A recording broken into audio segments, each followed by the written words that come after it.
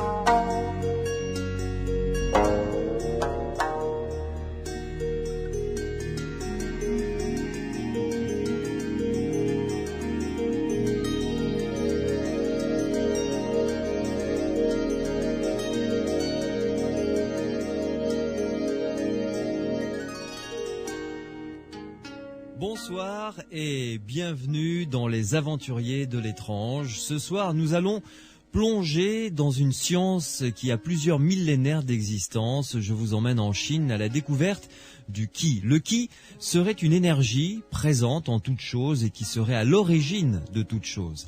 Alors après plusieurs millénaires d'études, les médecins chinois ont bâti une conception du monde et de l'être humain qui leur permet de soigner et surtout de guérir alors qu'ils suivent une voie radicalement différente de celle que nous connaissons en Europe occidentale. Cette voie est-elle meilleure que la nôtre? Peut-elle être complémentaire? Est-elle au contraire opposée? C'est ce que nous allons découvrir avec mon invité, qui est l'auteur d'un livre qui vient d'être publié aux éditions Guy Trédaniel. Ce livre s'intitule « L'énergie secrète de l'univers ». Maxence Laillé, bonsoir. Bonsoir. Vous êtes journaliste scientifique, spécialisé dans les énergies renouvelables, les médecines douces et dans les technologies de l'information.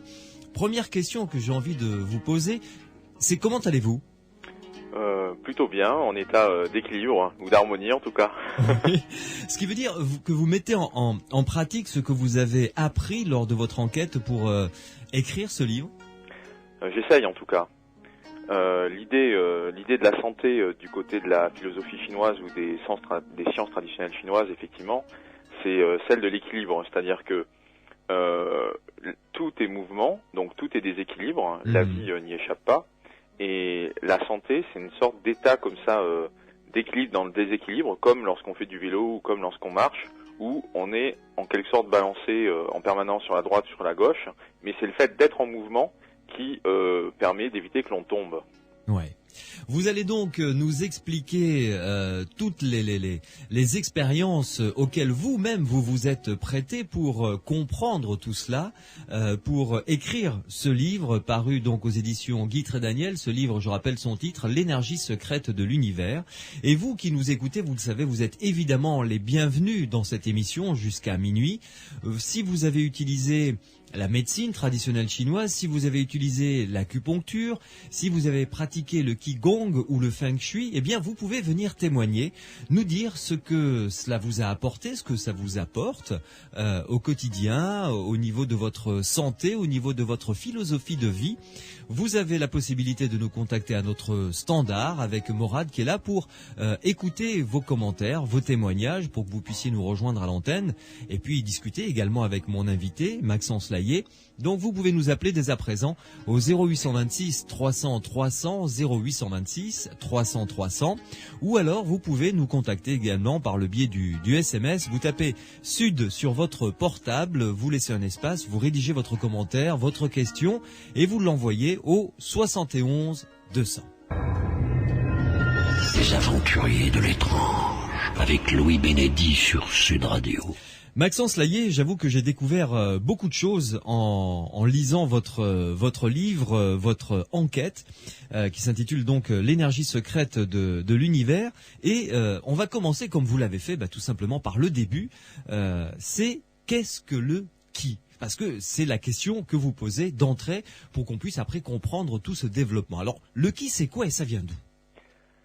Bon, eh bien, le ki, c'est l'énergie telle que la conçoivent les orientaux, en tout cas les sciences traditionnelles chinoises. Ouais. Et cette énergie, elle est présente, elle est constitutive, elle existe partout autour de nous, mais aussi elle nous compose fondamentalement. C'est-à-dire, c'est vraiment une énergie ambiante que l'on peut respirer, que l'on peut inhaler, que l'on peut partager avec les personnes qui nous environnent. Mhm. Et donc c'est une énergie qui est autant rayonnée par l'environnement, qui est présente autour de nous, que une énergie que l'on a en nous et qu'on peut même travailler en nous pour être zen si l'on veut, ou bien sûr pour être en bonne santé, voire éventuellement pour transmettre des bonnes ondes ou des bonnes énergies à ses voisins. Ouais. C'est une énergie, donc on l'a bien compris, qui concerne tout notre environnement et qui est présente dans tout ce qui est vivant. Oui, c'est-à-dire Vivant en fait, au sens large du terme, hein, vraiment. voilà, oui, parce que c'est vraiment au sens très très large, puisque on peut dire que ça inclut même les pierres, ça inclut les cours d'eau, ça inclut les arbres, bien entendu. C'est-à-dire que c'est vraiment un peu un concept en cascade, hein. C'est-à-dire qu'il y a mille et une énergies, mille et un qui existeraient autour de nous, c'est-à-dire que tout ce que nous pouvons voir, que ça soit une couleur rouge, une couleur bleue, que ça soit un arbre chétif, ou alors au contraire un sapin très très grand, un animal, voire même une télévision, un vélo, tous ces objets-là ou ces êtres vivants-là sont animés par cette énergie que les Chinois appellent le ki. Et donc il y a le ki de l'arbre, le ki du vélo, le ki du chat ou le ki du chien, qui sont d'ailleurs pas du tout qui sont pas les mêmes ki, puisque si on veut après on peut dire qu'il y a des ki yang et des ki yin par exemple. Oui. Mhm. Et donc il y a toute une diversité de manifestations de ces ki. On peut dire que ce sont des facettes, mais donc justement ce sont des facettes d'un seul et même ki. C'est-à-dire qu'il y a une source, cette source se divise en deux, c'est le yin, c'est le yang, et puis elle se divise en 5, ça devient les 5 éléments, et puis elle se divise encore de plein de façons différentes, jusqu'à aboutir à cette myriade de choses qui composent l'univers. Alors, avant de parler, de détailler un petit peu plus cette cascade justement que vous venez de citer, cette cascade de différents ki, De différentes énergies. Hein, de différentes énergies, voilà, pour être plus large. Mm. Maxence Laillé, dites-nous un petit peu comment est-ce que les Chinois ont mis le doigt sur cette énergie primordiale et comment est-ce qu'ils l'ont expérimentée parce que c'est une science qui date de plusieurs milliers d'années. Oui, c'est cela, oui, c'est entre 3 et 5 000 ans, ça dépend un peu des archéologues, des auteurs, des lettrés qui rédigent des textes, ou simplement bien sûr des savants occidentaux qui sont penchés sur l'histoire de la civilisation chinoise. Pour schématiser, on peut dire que le ki, c'est aussi vieux que la civilisation chinoise. Mmh. Et donc, il y a des objets archéologiques, par exemple des écailles de tortue, des choses comme ça, qui ont été mises à jour dans des chantiers archéologiques, qui atteste que ça a 5 ou 6 000 ans. Alors en fait, ce qui est assez étonnant, ou en tout cas qui, moi, je trouve très intéressant en termes de curiosité, quoi, dans l'approche des Chinois, c'est que c'est une logique d'observation de l'environnement. C'est-à-dire que dans l'environnement, on s'assoit, on regarde, on n'est pas forcément contemplatif de façon passive, mais en tout cas, on s'assoit un instant, et on prend le temps d'observer les choses autour de nous. Et on voit qu'il y a du vent, on voit qu'il y a des cours d'eau, on voit que l'eau descend du haut vers le bas, on voit que le vent fait bouger les arbres d'une certaine façon, on voit qu'il y a des plantes, par exemple un arbre, les fruits, un arbre fruitier, les fruits sont donc, on va les cueillir en hauteur. Par contre, il y a ce qu'on nous on va appeler des légumes, il y a donc des plantes où ce qui est comestible, on va le cueillir à la surface de la terre. Et puis il y a aussi des plantes où on va trouver, où il faut creuser sous la terre, il faut aller prendre aux racines ce qu'on va pouvoir manger. Et donc ça fait comme ça différent d'un point de vue chinois par exemple, ou en tout cas d'un point de vue de quelqu'un qui lit le monde, les taoïstes, qui lisaient le monde en termes d'échange et de flux d'énergie comme ça, par le ki, ça va correspondre donc à des étages d'énergie différents, et qui n'ont donc pas les mêmes propriétés. Ah oui. Et dans cette conception philosophique et scientifique, on va le comprendre après pourquoi, de la vie, les Chinois vivent à travers ça. C'est vraiment quelque chose de fondamental dans leur approche de la vie. Oui, c'est-à-dire en fait c'est leur bagage culturel. Oui. C'est un bagage culturel initial qui est donc extrêmement ancien Et bien entendu, la révolution culturelle de Mao est passée par là, en jetant à bas pas mal de ce que lui appelait des traditions, ou en tout cas d'éléments comme ça culturels qui participaient d'un patrimoine, avec y compris des textes qui ont été brûlés, hein, bien sûr, et des experts, des maîtres en qigong ou des maîtres en acupuncture ou en médecine chinoise traditionnelle qui ont été pourchassés et qui sont partis se réfugier comme ça dans des monts brumeux au fin fond des campagnes chinoises. Donc malgré les 50 ans de la parenthèse de la révolution culturelle chinoise, puisque là aussi plus récemment la situation, la tolérance politique des arts du Qi a sensiblement évolué en Chine communiste, en Chine populaire. Donc en fait, malgré cette parenthèse d'il y a 50 ans, qu'on y adhère ou qu'on n'y adhère pas, il y a une façon de lire le monde qui est fondée sur cette lecture énergétique des choses. Voilà. Et ça, moi, je trouve ça assez intéressant, puisque si on veut comparer avec l'Occident, puisque c'est un peu, c'est une des lignes directrices de l'ouvrage, que de faire des passerelles comme ça. Oui. La notion d'énergie en Occident, ça fait, on va dire, 200, 300 ans, depuis un peu que ça soit Benjamin Franklin qui manque de se faire électrocuter, ou l'électricité biologique que découvre Galvani. Donc ça fait 200, 300 ans qu'on l'explore. Du côté des Chinois, ça fait 6000 ans. Et quand bien même c'est fondé sur de l'observation de phénomènes, c'est-à-dire donc sur une approche empirique. Oui, tout à fait. C'est une caractéristique aussi de la culture chinoise. Il y a une volonté de catégoriser les choses, de les classer, et donc de faire tout un système, de rendre les choses, de les organiser de façon systémique. Et ça, en termes d'un point de vue intellectuel, c'est assez proche de la démarche occidentale, voire on peut dire d'une démarche scientifique. Oui. Et donc, quand bien même il y a une lecture des phénomènes du monde comme étant traversés de courants d'énergie de différentes natures, de diverses natures, il y a en tout cas une volonté de décrire les choses de façon extrêmement précise, parce que les phénomènes sont observables et parce qu'ils sont reproductibles. L'eau coule toujours du haut vers le bas, telle une cascade. Eh bien, on est donc on est dans une démarche scientifique en quelque sorte. Oui, c'est ça. C'est-à-dire que même si c'est basé sur l'observation, il y a une très grande rationalité dans le classement, il y a une structure, je dirais, très rigide et très scientifique de leurs observations et du résultat de leurs observations. Ça, c'est clair. Voilà, c'est-à-dire que les choses se passent comme ça et pas autrement. Quand bien même ce qui va se passer en phénomène, c'est un mélange, un mix d'une multitude d'énergies qui coexistent ou qui s'entremêlent à un moment donné. Oui. Maxence Laillé, qu'est-ce qui vous a donné envie, vous, de vous plonger dans cette aventure et d'essayer, de trouver les passerelles comme ça entre deux philosophies qui semblent, je dis, éloignées l'une de l'autre? En fait, je pourrais dire que je m'en souviens plus vraiment, parce que c'est quasiment très très ancien maintenant. Par contre, ce qui en revanche, ce qui est sûr, c'est que la notion d'énergie m'a toujours intéressé, et ce qui fait que j'avais comme ça différents dossiers dans lesquels je classais des photocopies ou dans lesquels j'archivais des informations thématiques. Et en fait, que ça soit par exemple sur des frigos qui fonctionnent sans électricité, ou que ça soit par rapport à des domaines un peu plus exotiques comme la fusion froide, voire des choses vraiment des recherches d'industrie lourde comme celles relatives à la fusion thermonucléaire, etc., etc. Donc moi j'avais comme ça pas mal de petites chemises où je rangeais mes informations, et puis au fur et à mesure que je pouvais comme ça couvrir certains sujets, et au fur et à mesure de mes articles, je voyais que les notions non seulement de volts, mais aussi d'ampères, d'électricité, d'électromagnétisme, étaient des points communs à toutes ces recherches qui concernaient autant, par exemple, des choses liées à l'écologie et les pays en voie de développement, que les politiques énergétiques dures, lourdes, avec des recherches fondamentales très poussées, qui se déroulait en Occident, là, notamment dans tout ce qui concerne la physique fondamentale et la recherche des forces fondamentales structurant l'univers.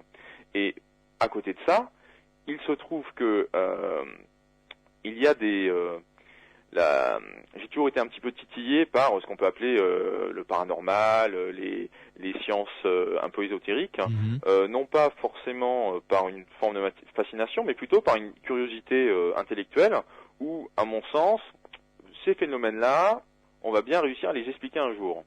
Donc j'étais comme ça un peu sur une évaluation bienveillante des choses, avec l'esprit ouvert, et puis ce qui est passionnant depuis 30 ans, c'est qu'en fait on a les technologies, d'un point de vue scientifique, on a les technologies en Occident qui permettent d'approcher des phénomènes énergétiques qui étaient complètement imperceptibles ou inconcevables auparavant, d'un point de vue scientifique dur, d'un point de vue académique. Voilà. Et là, donc, vous vous êtes dit, mais ça, les Chinois en parlent avec un autre langage, mais ils en parlent aussi. Bien sûr. Il y a des parallèles évidents qui vous ont semblé évidents. Exactement, notamment d'un point de vue de l'électronique, puisque ça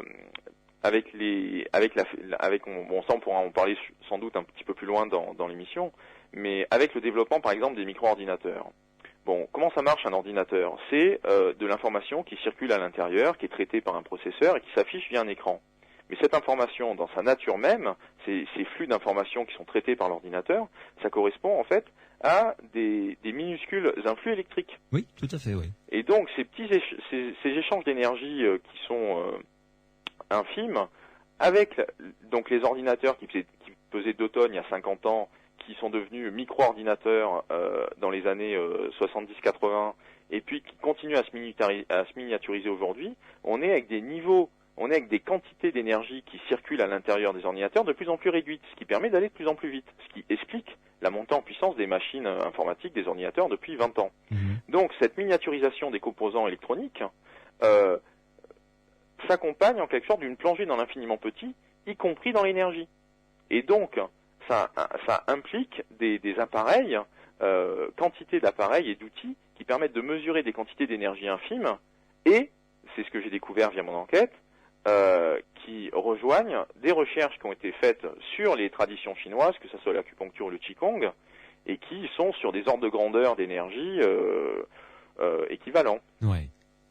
Maxence Layet, vous restez avec nous. Nous allons vous retrouver dans quelques instants pour continuer ce parcours qui s'annonce passionnant avec vous et découvrir qu'il y a des parallèles vraiment enrichissants, étonnants, surprenants entre la science de cette médecine traditionnelle chinoise et puis des expériences scientifiques dures, comme vous dites, qui ont été réalisées par des équipes partout ailleurs dans le monde.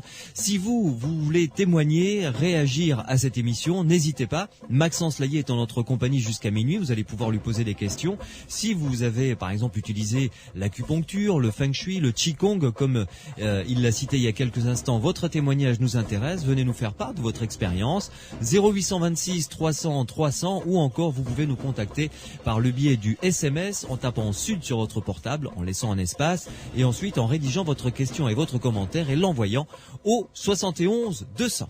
Sud Radio. Samedi et dimanche, 22h minuit. Louis Benedy, les aventuriers de l'étrange. Ce soir, nous plongeons à la découverte d'une science qui a presque 5000 ans d'existence, voire plus selon certains archéologues, à travers un livre passionnant publié aux éditions Guy Trédaniel. Ce livre s'intitule « L'énergie secrète de l'univers » avec Maxence Layet, son auteur, qui est mon invité ce soir. Maxence Layet, continuons à découvrir le résultat de votre enquête, de vos différentes investigations et de vos expériences. Vous n'avez pas hésité, j'allais dire, à être le cobaye de plusieurs expériences pour pouvoir ressentir vous-même. Oui, ça me semblait un peu un prérequis, ou en tout cas quelque chose d'indispensable, parce que pour raconter ces expériences ou cette expérience ou en tout cas ce voyage comme ça au fil des différentes de l'énergie chinoise et des différentes étapes que constitue le qigong, l'acupuncture, le feng shui, etc. Le fait on ne peut pas parler de quelque chose qu'on ne connaît pas.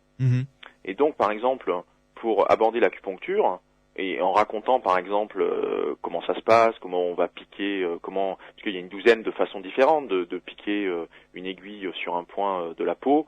bon, on peut le raconter de façon un peu intellectuelle, froide, en distinguant les différentes étapes, les différents aspects.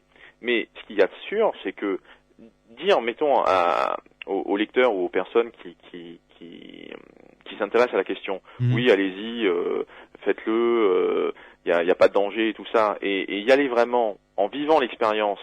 Et donc en racontant de l'intérieur en quelque sorte. Oui, ce que vous avez ressenti, vécu. Voilà, exactement. Oui. Mais quand bien même ces ressentis sont fondamentalement non seulement subjectifs mais individuels, c'est-à-dire d'une personne à une autre, voire même en ce qui me concerne, d'une séance à une autre, on ne va pas ressentir les mêmes choses. En tout cas, c'est une matière première, c'est un peu une information de base qui permet de se situer par rapport à ça. Maxence Laillé, vous allez nous raconter tout à l'heure l'acupuncture, et puis on parlera des méridiens, des différents points. Comment est-ce que vous avez abordé ça et le parallèle que vous en avez fait avec des nombreuses recherches qui ont été réalisées dans le monde scientifique dur. Ça c'est occidental, hein, on va dire. Revenons un petit peu sur ces bases du Qi et du Yin et du Yang.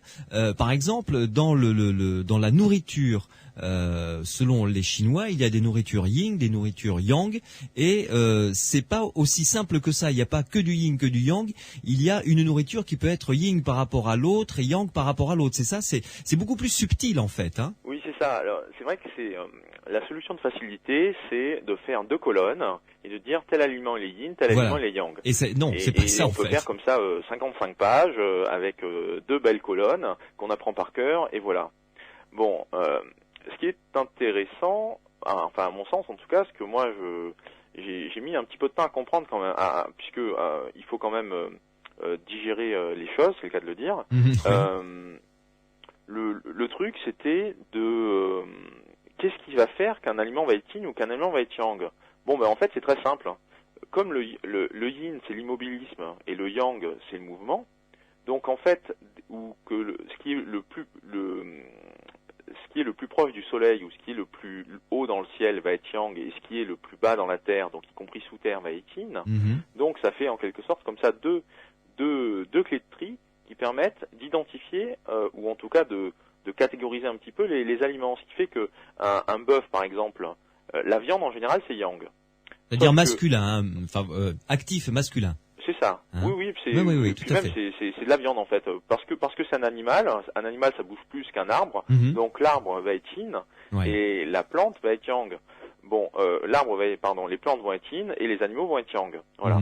Mais il y a des animaux qui sont un peu plus placides que d'autres. Il y a des animaux qui sont un peu plus excités que d'autres. C'est vrai. Où il y a des animaux qui les oiseaux vont être plus Yang que un bœuf placide en quelque sorte. Bien sûr. Ouais. Donc voilà, donc ça c'est un premier élément de tri. Après, second élément qu'on évoquait tout à l'heure, notamment par rapport aux plantes, par rapport aux fruits, par rapport aux légumes, c'est que donc la profondeur à laquelle on va le récolter, ou l'altitude à laquelle on va le cueillir, donne une indication, enfin permet de dire là il va être plus Yang ou là il va être plus Yin. Et après il y a encore une troisième couche, il y a un troisième critère en quelque sorte il y a un troisième facteur qui rentre en compte, et là c'est intéressant parce qu'on arrive en plus dans le tour de main du maître cuisinier chinois, c'est que la façon de préparer l'aliment va lui rajouter une énergie Yang ou lui rajouter une énergie Yin. C'est-à-dire que si on fait cuire un aliment qu'on le fait mariner dans de l'eau et que on le fait cuire comme ça à l'étouffer, c'est pas le même traitement énergétique qu'on va lui faire subir que quand on est en train de le faire sauter à la poêle ou au wok avec de l'huile et que ça grésille dans tous les sens. Ok. Oui. Voilà. Et après on peut yangiser un aliment Yin en lui rajoutant du piment ou des choses comme ça qui vont lui donner un peu du feu intérieur. Ou au contraire, on va yinifier des aliments ou des ingrédients Yang en leur faisant subir un même type de traitement mais inversé quoi. Voilà. Et c'est ce qui fait que grâce à votre explication, on comprend mieux d'abord la complexité de cette étude et on comprend mieux également que un cuisinier chinois évidemment, puisse consacrer sa vie à son art finalement, puisque c'est primordial. Il y a un vrai fond philosophique dans ce qu'il fait. Oui, il y a cet aspect-là. Ce qui est intéressant, c'est cette notion de combinatoire. Oui, c'est C'est ça. pour ça que par rapport à ce qu'on disait tout à l'heure sur les anciens Chinois, ou en tout cas les taoïstes, hein, puisque le qi, la lecture du monde par les flux d'énergie, Mhm. sont propres à la philosophie, à la culture taoïste. Ce qu'on appelle le taoïsme, etc., etc. Donc les taoïstes, ceux qui sont les pratiquants de cette De cette religion, philosophie. ce rapport au monde. Quoi. Ouais. Mhm. Donc, le fait il y a une énergie universelle et nous sommes tous des manifestations diverses de cette même énergie, de cette énergie source, tout ça se combine. Et donc, ces notions de combinatoire, d'éléments qu'on va mettre dans un certain ordre, ou alors qu'on va manipuler d'une certaine façon, ça donne un sentiment de grande complexité, alors qu'en fait, ce sont vraiment des combinaisons élémentaires Ouais. Mhm. qui produisent la complexité. Ce n'est pas compliqué au départ, c'est juste le résultat qui devient compliqué par rapport à quelques ingrédients simples donnés au début. Oui, oui, tout à fait. Maxence Laillé, parlons maintenant, abordons le thème de l'acupuncture. D'abord, faisons un petit point. Comment est-ce que l'acupuncture est vue, envisagée, considérée, voilà, c'est le mot que je cherchais plutôt, considérée par la science occidentale? Alors, Bonne question. ouais, bonne question. Non, mais c'est pas très compliqué d'y répondre. On pourrait dire qu'il y a plusieurs courants. Ouais. C'est-à-dire qu'en fait, C'est le cas de le dire. Ouais, exactement. Pour ça, je me permets de. J'aime bien les calembours. Quoi. Mais donc, en fait, ce qui se passe, c'est que comme je vous le disais tout à l'heure, il y a eu effectivement dans l'histoire de la Chine un événement important, c'est Mao. Bon. Donc, ce qui fait qu'il y a eu une volonté d'effacer le passé. Ce qui fait qu'en fait, il faut bien avoir conscience que si l'acupuncture a pu se développer et persister à l'époque moderne, avec le XXe siècle, c'est grâce aux pays occidentaux. C'est-à-dire qu'il y a eu une diaspora chinoise qui a quitté la Chine, qui a trouvé refuge dans des pays en Europe, Ouais. et il y a eu évidemment des lettrés, des intellectuels occidentaux. Surtout eux d'ailleurs, s'ils ont pu partir, c'est ce qu'ils faisaient. Oui, exactement, mais il y a eu des occidentaux qui, ayant vécu en Chine, ont appris le chinois et se sont intéressés par exemple à l'acupuncture. Mhm. Et ces personnes-là ont été les personnes qui ont importé la connaissance de l'acupuncture, par exemple, en France ou en Occident. Ouais. Et en l'occurrence, la France a joué un rôle assez pivot par rapport à la diffusion de l'acupuncture en Europe. Notamment via Soulier de Morand, qui était un diplomate français qui a été le premier à traduire toute cette connaissance académique, ces livres anciens, etc., etc. Donc, ce qui fait que, assez rapidement en France, enfin, en tout cas, il y a des médecins ont commencé à pratiquer l'acupuncture, en tout cas, des personnes ont commencé à pratiquer l'acupuncture, mais on peut la pratiquer, si vous voulez, on peut pratiquer l'acupuncture et puis attribuer l'explication de ces effets à des raisons biochimiques et non pas énergétiques. Ouais. Alors que le point de vue chinois, fondamentalement, c'est à cause de l'énergie. C'est-à-dire que l'action qu'on a avec l'acupuncture, mais on pourrait parler du shiatsu également, c'est-à-dire une forme d'acupuncture avec les doigts, on n'utilise pas d'aiguille, Tout à on fait. utilise le pouce, les doigts, éventuellement le poing ou la paume de la main pour appuyer ou pour frictionner comme ça des zones du corps. Donc, on va intervenir sur des points clés, sur des zones privilégiées du corps, mais dans la façon de lire le phénomène ou d'expliquer ce qui se passe, on va parler d'un fluide vital qui est dans l'organisme, d'un qi qui va être bloqué à tel endroit ou qui est en quantité insuffisante dans tel autre. On parle de déficit, par exemple. On parle soit donc d'un qi en excès ou d'un qi en manque, en fonction des pathologies, des manifestations qu'on va avoir, que ça soit une épaule, un rhumatisme douloureux ou au contraire une rougeur au visage. Tous les symptômes sont véhicules d'une information. Tous les symptômes sont indices pour comprendre ce qui se passe dans l'organisme en termes d'un peu de bouillon d'énergie, de cocktail d'énergie un peu en mouvement comme ça. Donc, soit on peut expliquer le phénomène d'une façon énergétique, soit on va l'expliquer d'une façon biochimique. Et cette explication biochimique, c'est celle qui est acceptée officiellement aujourd'hui en France. C'est-à-dire qu'on va, soit on va considérer que c'est de l'effet placebo, soit on va chercher les molécules antidouleurs que sécrète le cerveau liées à l'arrivée d'une aiguille au bout du pied, au bout de la main, et du coup, comme effectivement on a des marqueurs biochimiques qui indiquent qu'il y a telle réponse antidouleur du cerveau, s'il y a un effet de mieux, parce qu'on parle d'un effet analgésique par exemple ou antalgique, antidouleur, s'il y a des effets de ce type-là, c'est parce que en triturant avec l'aiguille comme ça, on stimule certaines parties du cerveau qui vont faire que le cerveau répond et hop, il diffuse les produits nécessaires, etc. Qui conviennent. Il a des réponses de type biochimique qui expliquent l'effet. Oui. Bon. Alors que les Chinois, ce n'est absolument pas leur théorie, évidemment. Ben, en tout cas, du coup, il y a des Chinois qui ont suivi les formations en Occident ou qui sont médecins au sens occidental du terme, qui eux vont préconiser l'acupuncture et pensent le plus grand bien de l'acupuncture simplement sur cette base-là. Ok. C'est-à-dire que l'enseignement de l'acupuncture, par exemple en France, c'est un diplôme universitaire qui cadre ça. Et c'est un diplôme qui est réservé à des personnes qui sont déjà médecins ou à des professions paramédicales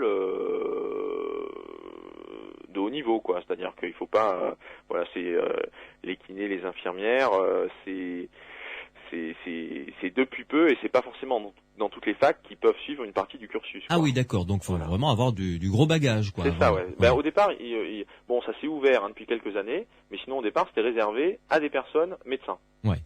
Docteur en médecine, comme ça, point barre.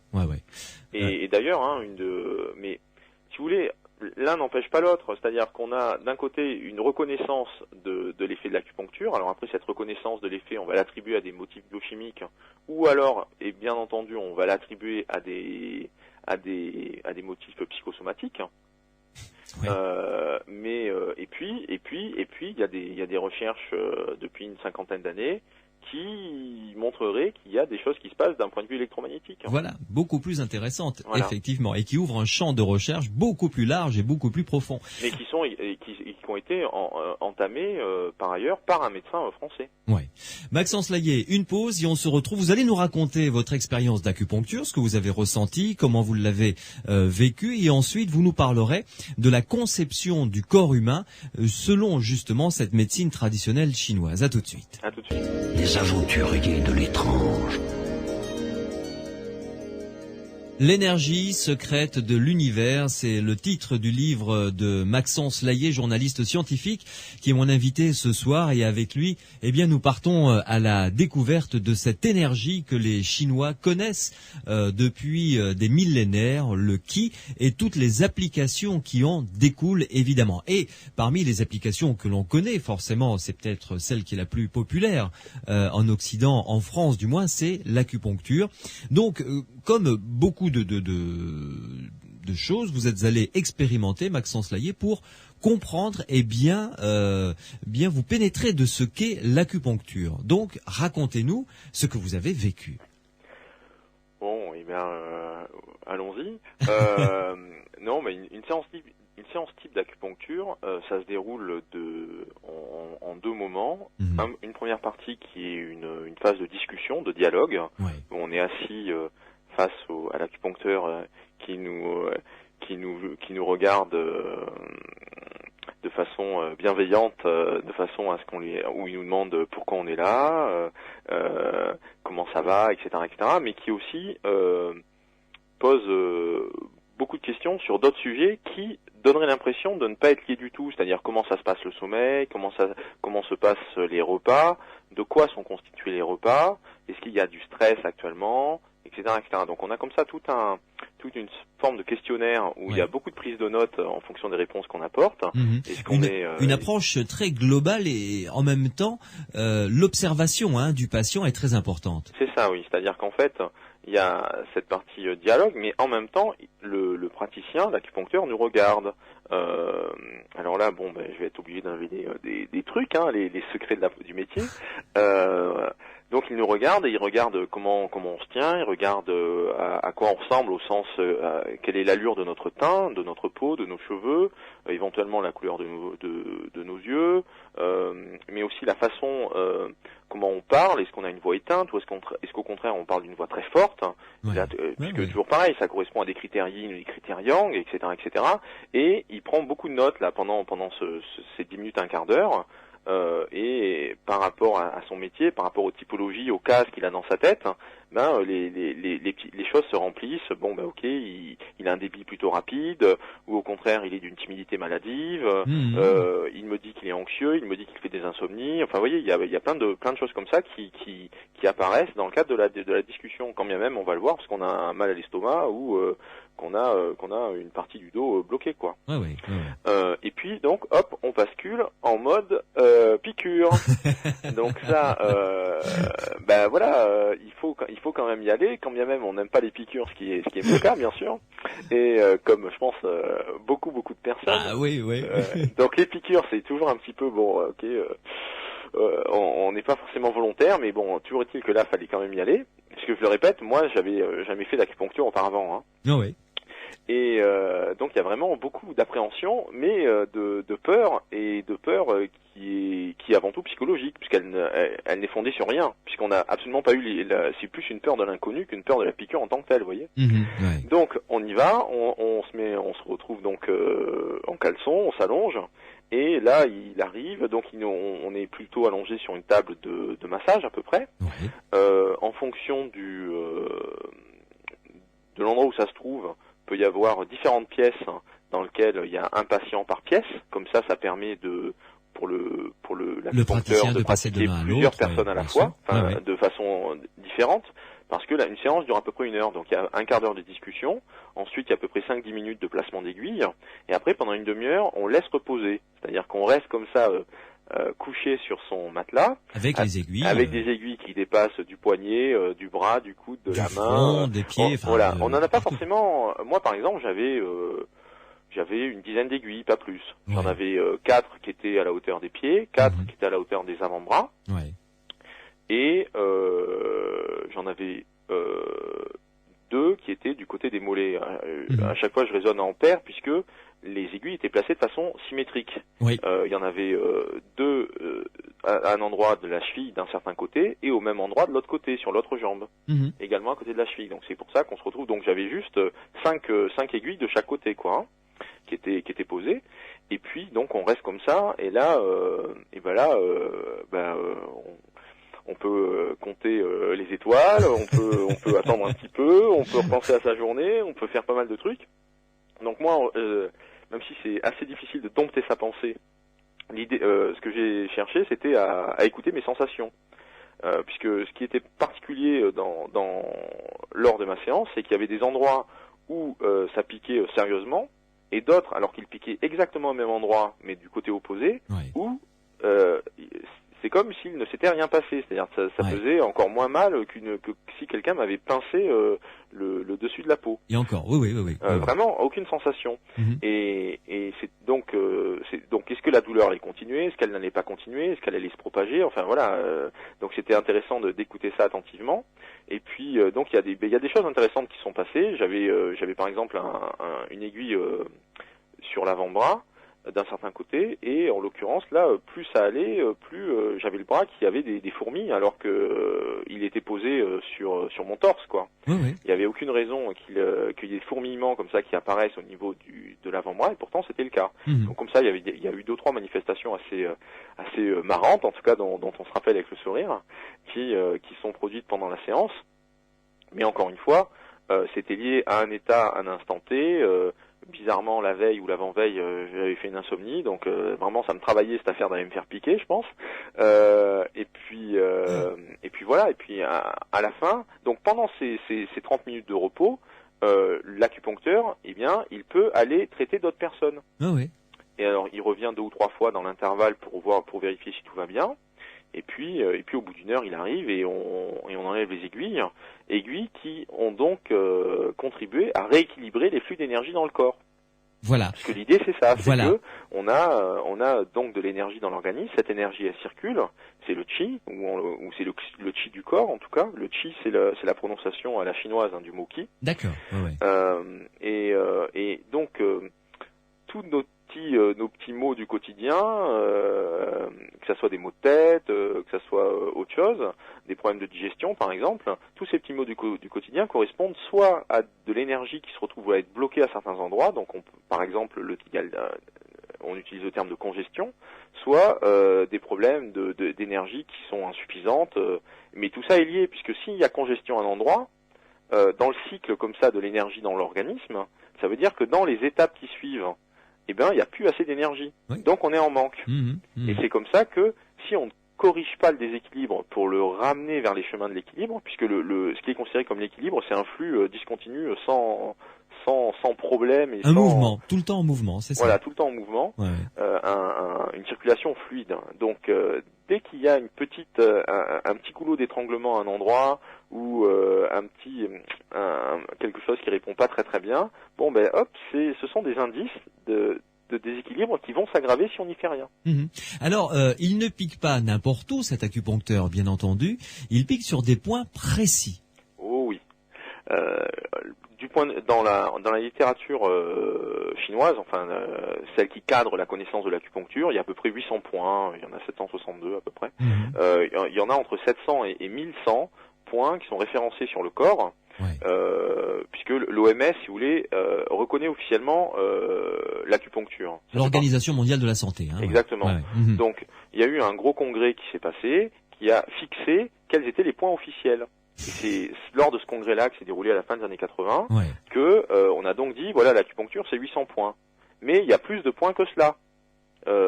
En fonction des textes et en fonction des chercheurs d'il y a 3000 ans, des vieux maîtres chinois qui ont consigné leurs observations dans différents traités de médecine, etc., etc. Donc il y a plus que 800 points qui peuvent être pratiqués ou qui peuvent être enseignés, mais la nomenclature officielle qui a été fixée il y a 25 ans, donc on a retenu 800. Donc ces points-là, ils sont positionnés sur ce qu'on appelle des méridiens, c'est-à-dire des lignes d'énergie. Ouais. Et qui sont symétriques de part et d'autre du corps. Exactement. Si on trace une ligne médiane divisant le corps en deux, eh bien, il y a une parfaite symétrie de ces méridiens sur la droite comme sur la gauche. Exactement. C'est-à-dire, faut vraiment, c'est comme si on plaquait une grille sur le corps humain, où il y a comme une grille, mettons, de mécano, là, où il y a plein de petits trous qui sont positionnés les uns par rapport aux autres, les uns au-dessus des autres. Donc, hop, le corps humain, il est comme ça ponctué de points, ce qui correspond même en fait à des puits, puisque le terme chinois veut dire, il correspond à une cavité en fait, ça signifie cavité, le mot chinois qui désigne les points en question. Le mot japonais est très joli aussi. Oui. Je me suis souvenu, je l'ai plus sous les yeux là, mais bon, c'est pas grave, je le retrouverai pour tout à l'heure. Ouais, c'est ça. Et donc comme ça, il y a des points qui sont disséminés sur le corps et qui sont répartis à plus ou moins égale distance les uns des autres. Ouais. Et les méridiens également relient les points entre eux comme un réseau, comme un réseau comme ça de lignes qui structure le corps, et les points sont des portes d'entrée dans ce réseau. Tout à fait, voilà. Et alors donc, les Japonais, pour eux, ça signifie vase à l'ouverture resserrée dans lequel est renfermé quelque chose de précieux. C'est très joli ça aussi. Oui, c'est ça, c'est très imagé, mais bon, c'est difficile à placer dans la conversation. Oui, c'est assez compliqué, ça, je suis d'accord. C'est tout à fait vrai. Puis c'est plus concis, plus imagé, effectivement. Et alors donc, il y a ces points, donc, qui relient les méridiens les uns aux autres, comme un circuit électrique comme ça qui parcourt tout notre corps dans sa totalité, symétrique à droite et à gauche. Mais qu'est-ce qui fait que, en plantant une aiguille à tel endroit, sur ce puits ou sur ce vase resserré qui renferme quelque chose de précieux, ça fasse quelque chose? Parce que ça, les scientifiques, évidemment, s'interrogent là-dessus. Pour la tradition chinoise ou asiatique en général, le shiatsu qui est une méthode japonaise qui s'est constituée dans les années 1940 à peu près, reprend tout le bagage de la culture de la médecine traditionnelle chinoise. Ouais, c'est ouais, celle ouais. qui définit les canons de cette énergie qui circule et qui est présente dans notre corps.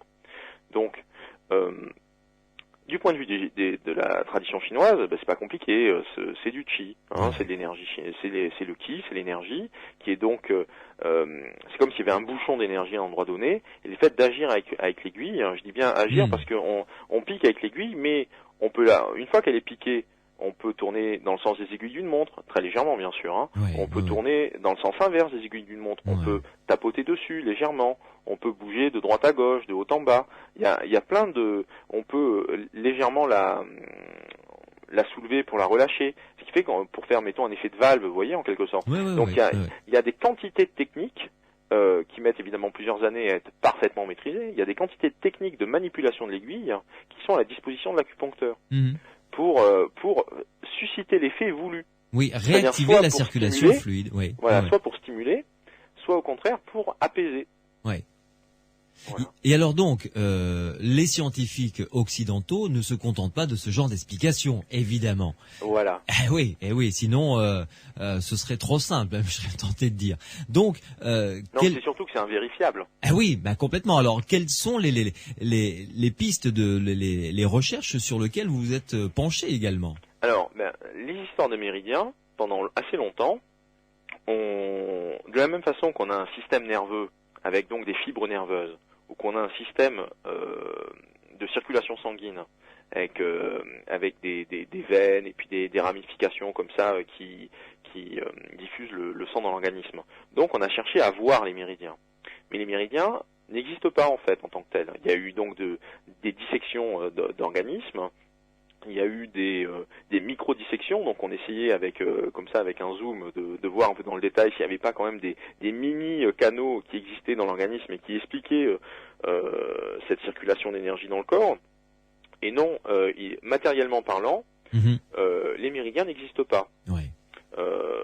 On est plutôt dans l'ordre d'une situation un peu d'énergie sans fil qui circule comme ça à l'intérieur de notre corps, à l'intérieur de l'organisme. Ouais. Alors, ça peut être en surface, ça peut être en dessous, puisque les canaux d'énergie, ces conduits préférentiels où va circuler l'énergie, ne sont pas identifiables en tant que tels. Donc il y a eu des travaux.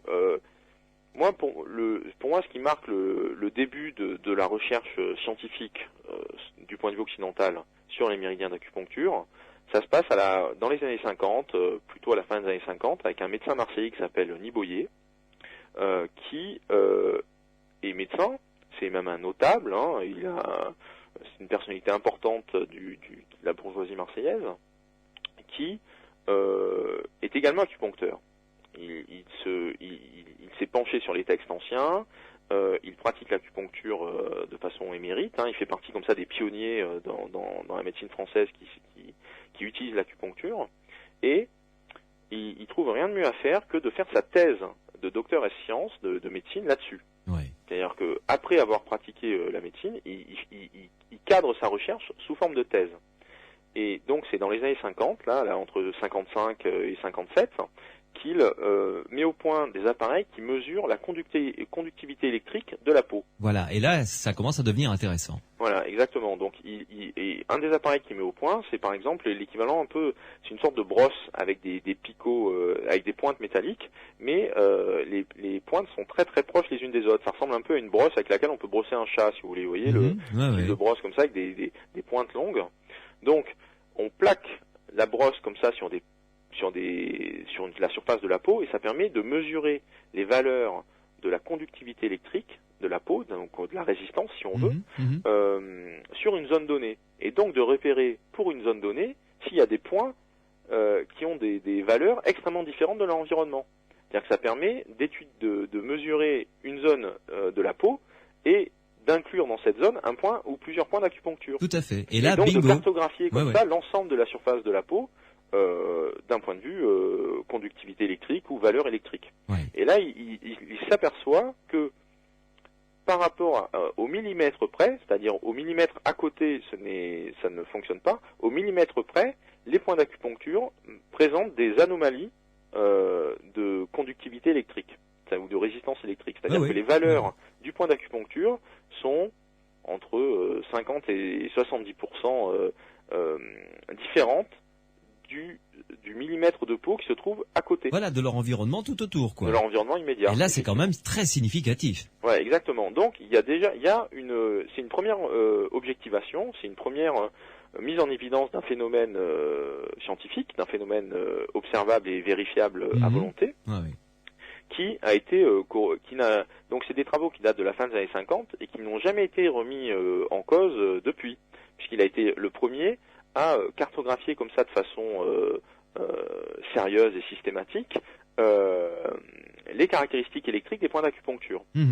Donc il est parti effectivement dans cette piste électrique, cette piste électromagnétique, puisque depuis Galvani, depuis le réflexe nerveux, l'influx nerveux de la patte de la grenouille, l'électricité est associée au vivant.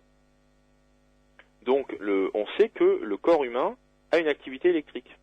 Et d'ailleurs, c'est l'électrocardiogramme, on sait depuis l'électrophysiologie, c'est-à-dire l'étude des phénomènes électriques qui participent de l'organisme humain ou d'un organisme vivant, sont étudiés depuis les années 1860, 1870 à peu près.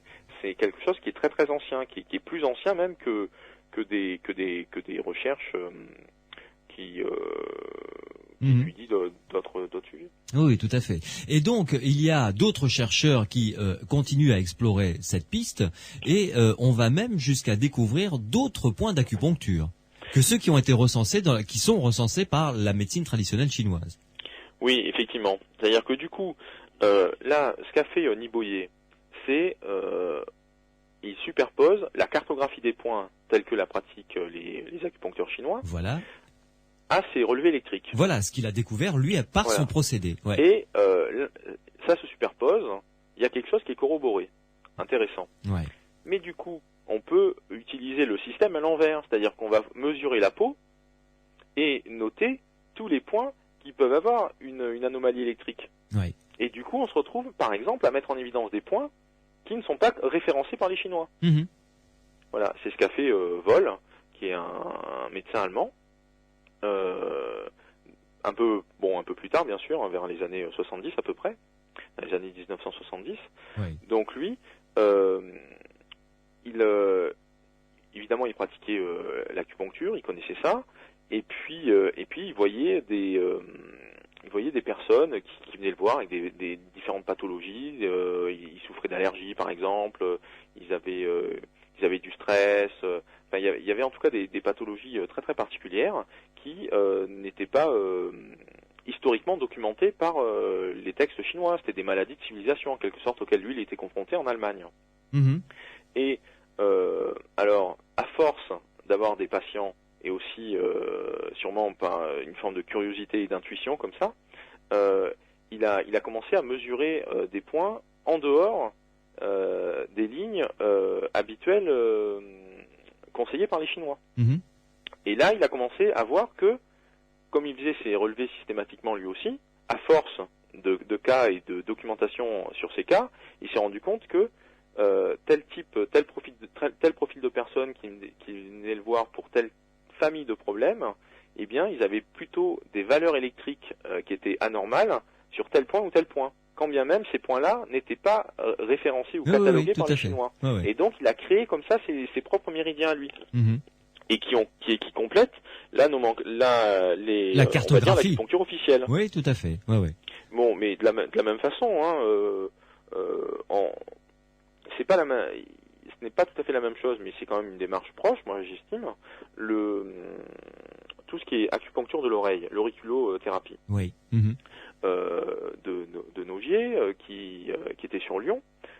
Faut bien avoir en tête que l'école française de l'auriculothérapie est entre guillemets la meilleure du monde. C'est-à-dire que ce sont les Chinois viennent se former en France à cette technique-là, c'est-à-dire à une acupuncture qui est spécifiquement ciblée comme un zoom sur les points de l'oreille. C'est extraordinaire, c'est ce que vous nous dites là. Oui, non, mais bon, c'est comme ça, quoi. Oui. C'est-à-dire que le travail spécifique qui a été fait à la hauteur de l'oreille par ce Français, Nogier, va plus loin que la connaissance qui avait été fait, la connaissance, on pourrait dire généraliste, de l'acupuncture chinoise. Ouais. Et donc, il a identifié plus de points que ce que la tradition chinoise avait répertorié. Extraordinaire. Ce qui fait que, pour être au top, si on veut faire de l'acupuncture sur l'oreille, faut venir suivre des cours en France. Ok, c'est simple. Vous avez noté? Bon. Mais non, mais c'est ça qui est intéressant, c'est que c'est pour ça qu'on se retrouve avec depuis une trentaine d'années en tout cas, avec un corpus occidental sur l'acupuncture qui vient compléter la tradition chinoise. Ouais. Alors, on va malheureusement clore le dossier de l'acupuncture. Il y aura encore beaucoup à dire. J'invite ceux et celles qui ont envie d'aller plus loin à se reporter à votre livre, parce que il y a également dans cette conduction du ki ou du chi une hypothèse qui est intéressante, qui est l'eau. Ça pourrait être aussi, c'est une piste que vous avez explorée également. Là, on va faire une pause et on va passer à une étape suivante. On va parler du Qigong. Ce que c'est, moi j'avoue que avant de lire votre livre, j'en avais qu'une vision très parcellaire, vraiment. Et vous allez nous faire découvrir en quoi cela consiste et comment c'est issu également de cette même philosophie qu'ont développé les Chinois à travers le Qi, évidemment.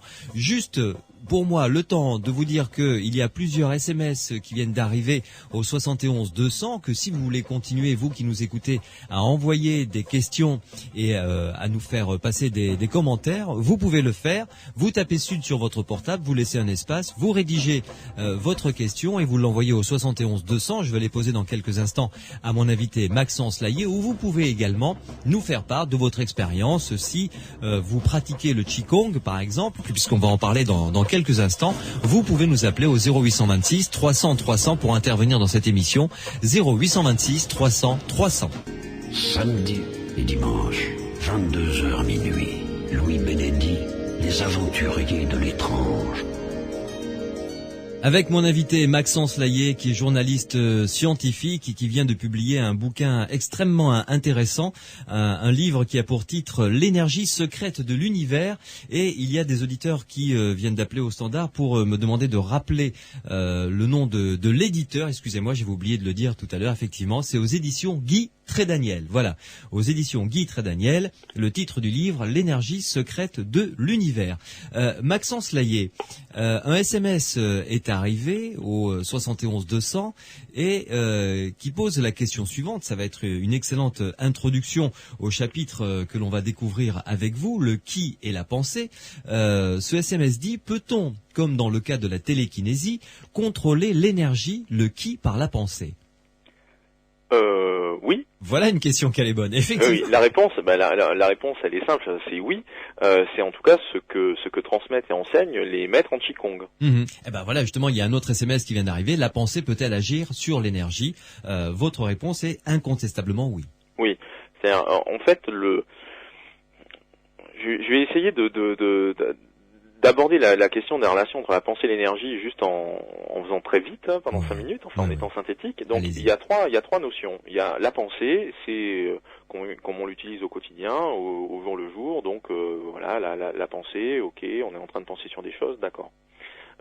Notion qui nous est familière. Après il y a l'intention.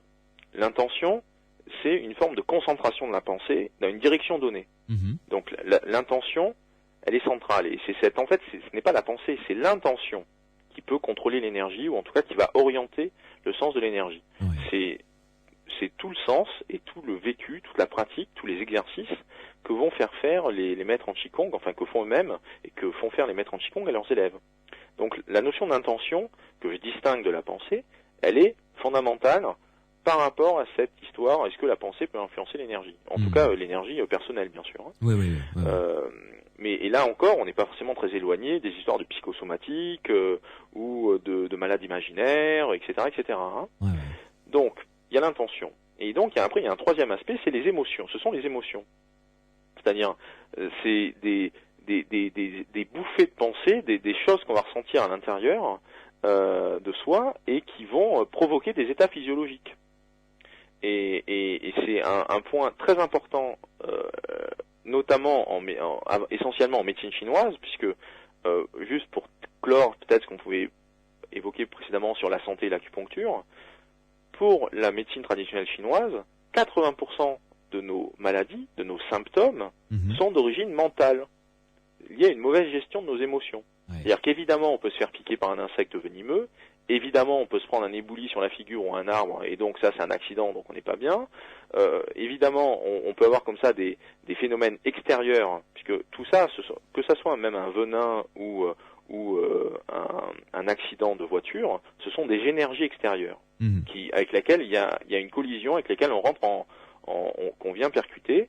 Et donc là, en l'occurrence, dans le cas d'un accident de voiture, c'est une énergie cinétique qui endommage l'organisme. Là, j'utilise des termes de la science occidentale, mais le venin d'un serpent, c'est une forme d'énergie. C'est une énergie chimique, c'est ce qu'on veut, mais c'est une forme d'énergie du point de vue des Chinois par rapport au Qi, tout ça. Donc, il y a des énergies extérieures, mais ces énergies-là, elles représentent ces causes extérieures, ces facteurs extérieurs, ça représente 20% des causes des maladies. 80% des autres formes de maladies sont d'ordre mental, personnel, liées à une mauvaise gestion de nos propres émotions. D'où l'importance de faire des exercices mentaux, pourrait-on dire, de méditation, pour être dans un état zen, pour être dans un état de bien-être intérieur.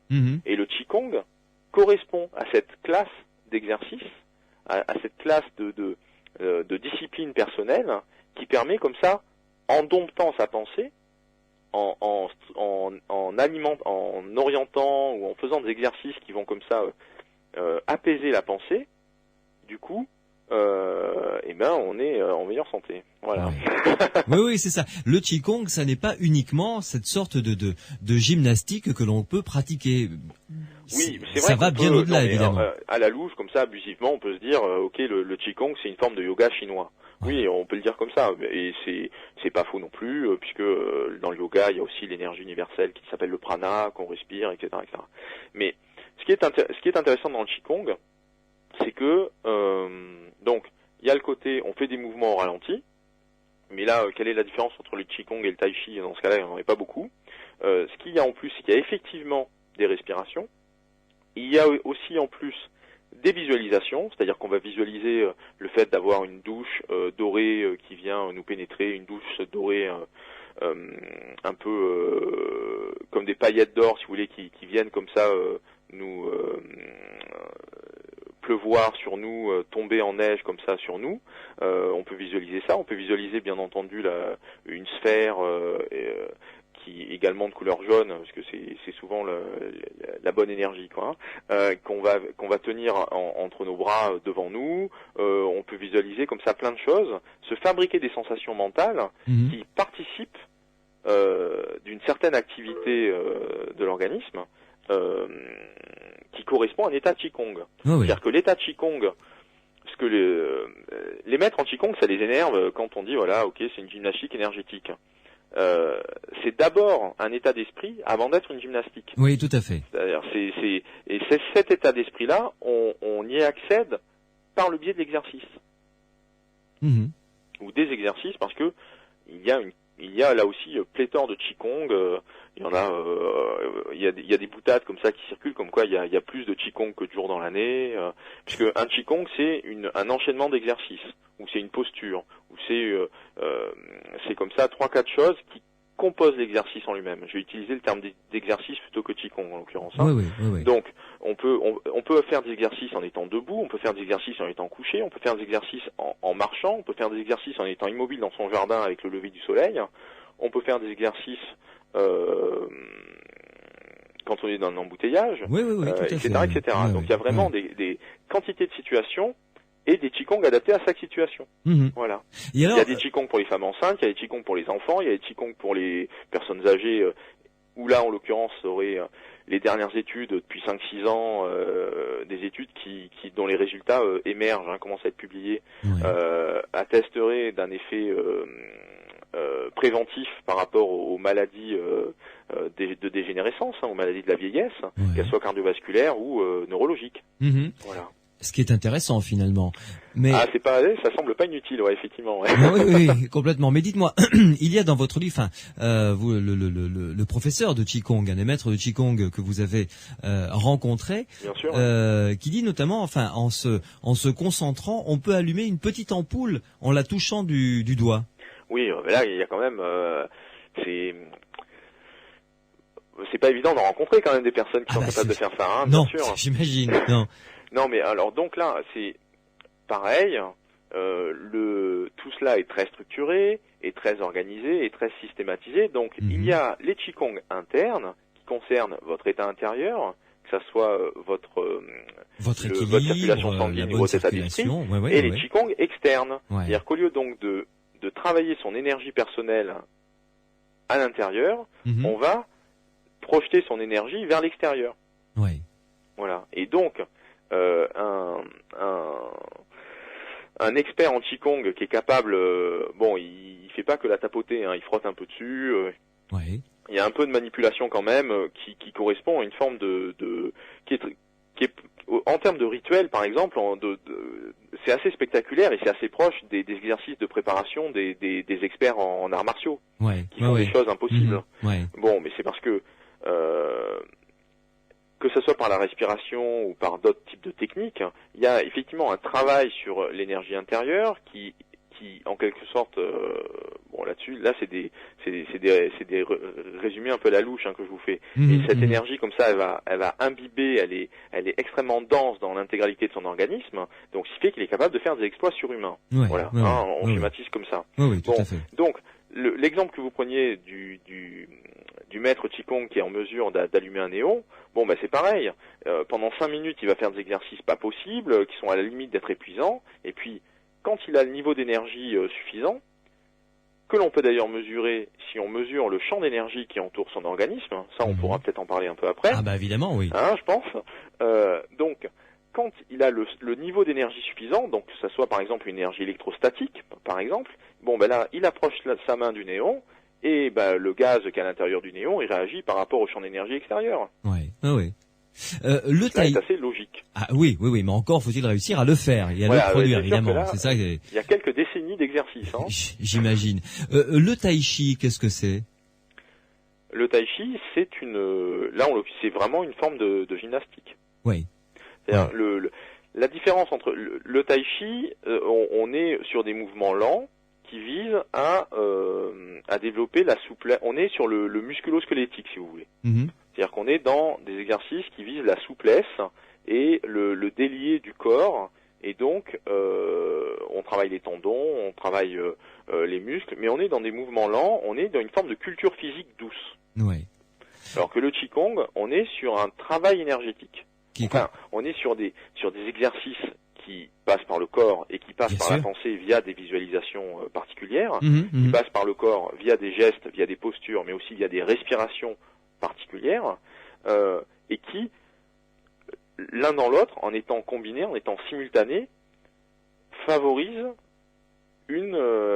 un état intérieur qui, du coup, peut se mesurer à l'extérieur si, par exemple, on mesure l'énergie électromagnétique qui est rayonnée par un maître en Qigong, ou qui va avoir un effet sur l'environnement extérieur, par rapport aux expériences qui ont été faites dans les années 80, en Chine, où on mettait dans la main d'un maître en Qigong des bouillons de culture avec des bactéries à l'intérieur, et on lui demandait de se concentrer pour en tuer un maximum, ou au contraire pour envoyer une énergie qui allait être propre à la vie. C'est-à-dire soit on balançait un ki tueur, soit on balançait un ki régénérateur, ou fertilisant, quoi.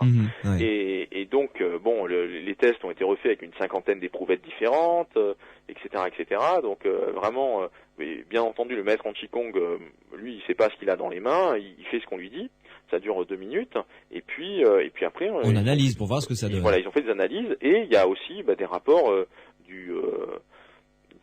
de 1 à 10, quant à si vous voulez, la norme c'était 5 bactéries, Oui. et puis dans le cas d'un ki tueur, il en restait plus qu'une seule, et par contre quand c'était un ki propice à la vie, là il y avait il y avait 10 bactéries à l'intérieur, ça proliférait. Ouais. Je vous ai posé cette question concernant le tai chi puisque nous avons Chantal qui vient de nous rejoindre, une auditrice. Chantal, bonsoir. Bonsoir. Vous nous appelez d'où? Je vous appelle de Montpellier. Ah, très bien. Et je suis vraiment ravie d'entendre une émission justement aussi éclectique. Très intéressante. Mais écoutez, c'est très gentil. Alors, vous pratiquez le tai chi depuis de nombreuses années, hein? Là, j'ai 16 ans et j'en ai 53. Ah, vous avez été une des pionnières. Également... Non, je crois pas. Il y a 4000 ans derrière nous. Hein. Oui, non, c'est vrai, mais je parlais en France, évidemment. Non, je crois pas non plus. Alors, dites-nous. Disons que moi, j'ai commencé vraiment par hasard parce que j'avais une maladie assez importante. Mhm. Et mes parents, en dépit du bon sens, m'avaient un petit peu trimballé parmi toutes les spécialistes du coin. Et avaient entendu parler de quelqu'un qui était un homéopathe et qui pratiquait l'homéopathie, l'acupuncture, Oui. mais ne savait pas du tout ce que c'était. Ils avaient cette chance d'avoir une ouverture d'esprit extrêmement grande. Donc ils m'ont confié entre les mains de ce monsieur, qui n'exerce plus maintenant, hélas. Et il m'a réveillé vraiment à la vie par justement la pratique de l'acupuncture. Il m'a vraiment sorti de ce marasme dans lequel j'étais. Il m'a fallu quand même plusieurs années, il faut quand même en convenir. Oui. Mais j'ai continué à être suivie par lui. Puis il m'a initié donc au Qigong, il m'a initié au Tai Chi. Je suis devenue également taoïste, en plus de tout cela, parce que la pratique me plaisait beaucoup. Et quand j'ai eu l'immense bonheur d'être enceinte, d'être une future maman, eh bien, il a soigné ma fille à l'intérieur de mon ventre avec l'acupuncture. Il lui a permis justement d'évoluer. J'avais un accouchement qui se présentait très très mal et il m'a anesthésiée par acupuncture. Il a fallu faire des dérogations parce qu'à l'époque, c'était interdit par la loi en France. Mhm. Il fallait, on signait chaque fois des dérogations. Mais il est venu un petit peu en douce dans la clinique et c'est comme ça que j'ai pu accoucher quasiment normalement sans avoir d'effets secondaires. Ouais. Et je continue, moi, il m'a appris des points qui sont les miens à vie, parce qu'il y a ça aussi dans l'acupuncture, c'est qu'on a des points à soi pour des pathologies qui vont courir tout autour de notre vie. Et je les manipule de temps en temps avec les doigts, je fais de la digitopuncture, bon, c'est quelque chose d'extrêmement léger, mais ça me permet de me soulager en attendant que les médicaments fassent effet. Et comme j'ai des traitements très lourds, votre interlocuteur dont j'ai complètement oublié le nom. Maxence Laillé. Voilà, Maxence Laillé, mes excuses. Connaît ça. Je manipule également par la pensée, par la concentration du Qigong et au Tai Chi. Je peux également amplifier les médicaments que je prends avec ce qu'on appelle la main intérieure, parce que je peux brasser mon estomac, je peux brasser tout ça par la pensée et la concentration. Et tous les matins, inexorablement, je fais mon tai chi dans mon jardin, qu'il fasse froid, qu'il fasse chaud, qu'il fasse vent. Et même quand je suis hospitalisée, je le fais effectivement allongé. Et les médecins qui me soignent le savent, ils me permettent de me concentrer avant de faire une manipulation. Et à ce moment-là, j'arrive totalement décontractée et apte à supporter ce que je vais recevoir. Et ça fonctionne. Et je peux vous assurer que quand je prends un médicament, si j'ai pas fait de tai chi ou de qigong parce que j'étais trop fatiguée, ils n'agissent pas plus vite. Tandis que quand je suis assez décontractée et que j'arrive à faire mon qigong et mon tai chi, les médicaments agissent au bout de 10 minutes. Et ça, ils ont pu vraiment, vraiment le voir parce qu'ils étaient très intrigués par ça. Alors, là, je me tourne, si vous permettez, Chantal, quelques instants vers mon invité Maxence Laillé. Maxence, je vais me faire l'avocat du diable. Un médecin généraliste, docteur en médecine, qui entend le témoignage de Chantal, va crier tout de suite au psychosomatique, évidemment. Bah oui, c'est vrai. Oui, mais c'est pour ça que je me fais l'avocat du diable, c'est pour ça. Oui, non, mais c'est probable. Mais est-ce que c'est important? C'est-à-dire qu'en fait, ce qui compte dans l'affaire, c'est ce qui marche. Ce qui compte dans l'affaire, c'est qu'on soit mieux ou qu'il y ait un résultat satisfaisant. C'est-à-dire que c'est ça effectivement, c'est une forme de différence, on pourrait dire philosophique, un peu radicale entre l'approche chinoise ou l'approche occidentale. C'est que, comme je vous l'avais dit, le Qi, la philosophie taoïste, c'est lié à l'observation de l'environnement. Donc on est sur une approche de phénomène, on est sur une approche empirique. Donc, quelque part, on se moque un petit peu de savoir pourquoi ça marche, si ça marche. Ok. Et d'autant plus, après, si on prend l'hypothèse que ça marche à cause de ça et qu'on répète l'exercice et qu'on se trouve à avoir le résultat qui est corroboré au fil des expériences et au fil des essais, Mhm. bon ben voilà, après on peut continuer à s'interroger ou à rester perplexe, ou on peut partir dans cette direction-là. Mais de toute façon, le psychosomatique, faut bien se dire que la science occidentale n'a absolument aucune idée n'a aucune piste d'explication de cet effet. Oui, on ne sait pas comment ça marche en tout cas. On en a absolument aucune idée. Oui. Et quelque part, le psychosomatique, c'est quand même une magnifique démonstration du pouvoir de la pensée sur le corps. Bon argument, votre honneur. Non, mais c'est Non, logique c'est là vrai. aussi. Oui, tout à fait, tout à fait, tout à fait. Et alors, pour aller dans le sens de ce que nous a dit Chantal, on vient de recevoir un SMS. Je vous invite d'ailleurs à nous envoyer ou à nous appeler au 0826 300 300 pour venir nourrir ce débat. Ce SMS, Maxence Laillé dit « Je pratique le Qigong depuis 3 ans et c'est un vrai bonheur. Mes migraines ont disparu. Je gère mieux mon stress. Mon état général s'est amélioré. » Et comme vous l'avez dit à l'instant, si ça marche, tant mieux. Bah oui, c'est-à-dire que bon, c'est pour quelque part, si vous voulez, c'est une culture de résultat, quoi. C'est-à-dire que si on a un résultat qui est satisfaisant grâce à cette pratique, quand bien même la science ne peut pas l'expliquer, bon voilà. Ce qu'il y a sûr, c'est que la réalité est là. Alors après, que ça soit une réalité qui soit influencée par nos pensées, c'est une possibilité. Mais en tout cas, la réalité est là. Et de toute façon, le Qigong, c'est pas le Qigong qui fait du bien, c'est l'exercice de notre pensée, c'est la discipline imposée à notre pensée via cet exercice. Oui. C'est donc en fait notre pensée qui est régulée en quelque sorte, qui est orientée grâce à l'exercice. Donc on est bien sur une influence de l'esprit sur le corps. Oui, tout à fait. Non pas parce que c'est l'esprit en lui-même qui est le plus fort, hein, c'est pas l'idée de ce que je voulais dire, mais c'est parce que comme une grande partie de nos problèmes vont être causés par nos pensées, hein, si on reprend ce que considère la médecine traditionnelle chinoise. 80% des maladies. Voilà.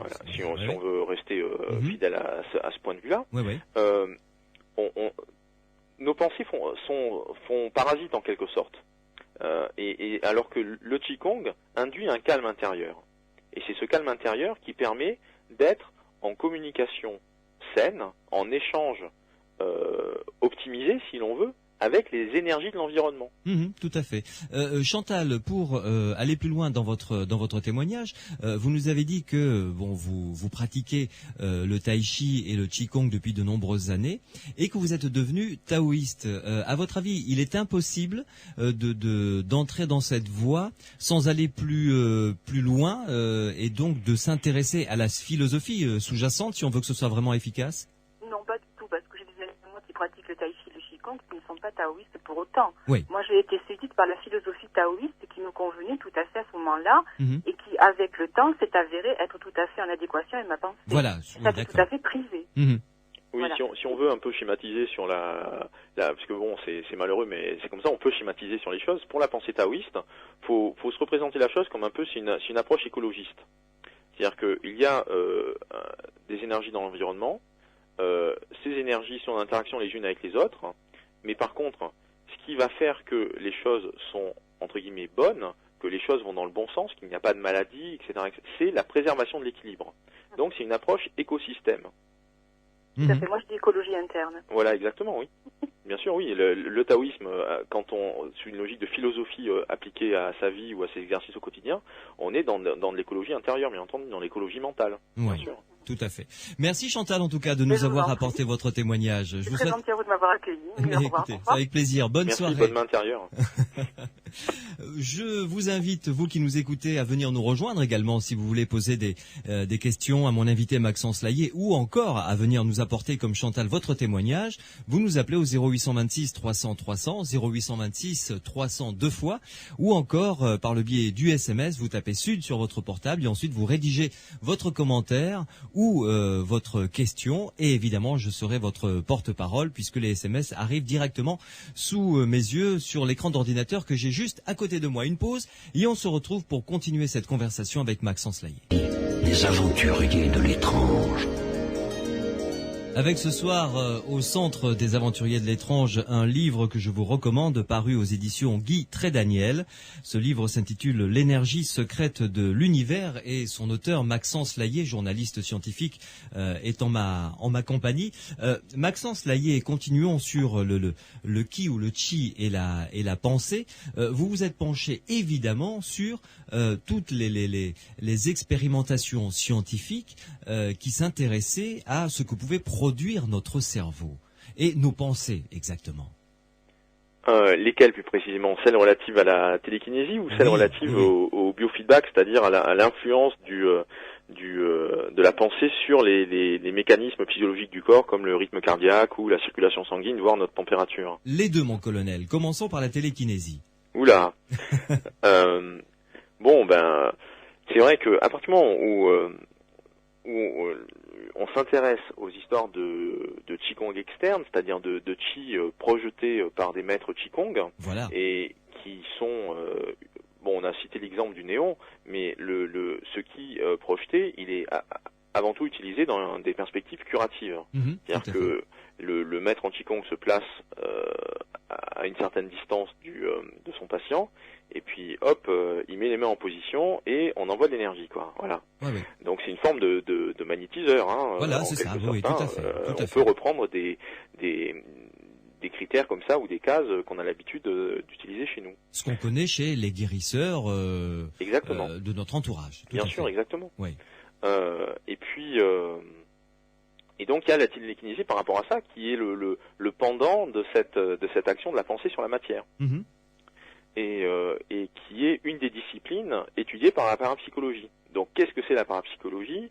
Où on en est par rapport à la parapsychologie? Qu'est-ce que c'est celle-ci sur les pouvoirs de l'esprit? Donc du coup, effectivement, en parallèle à mes rencontres avec des experts chinois ou asiatiques ou en tout cas comme par exemple le maître en Qigong dont on parlait qui réside en France depuis les événements de Tiananmen. Oui. Donc je suis allé voir aussi des experts occidentaux, chacun dans leur domaine, et y compris des personnes de l'IMI, Grégory Gutierrez et Mario Varvoglis qui dirige l'Institut Métapsychique International. Tout à fait, oui.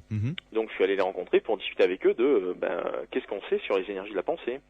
Donc on a discuté un peu de télépathie, un petit peu de télékinésie, et surtout donc évidemment de micro-télékinésie, c'est-à-dire c'est une discipline, c'est un domaine de recherche qui porte sur, là aussi, l'infiniment petit, et sur l'influence que l'esprit peut avoir sur l'infiniment petit.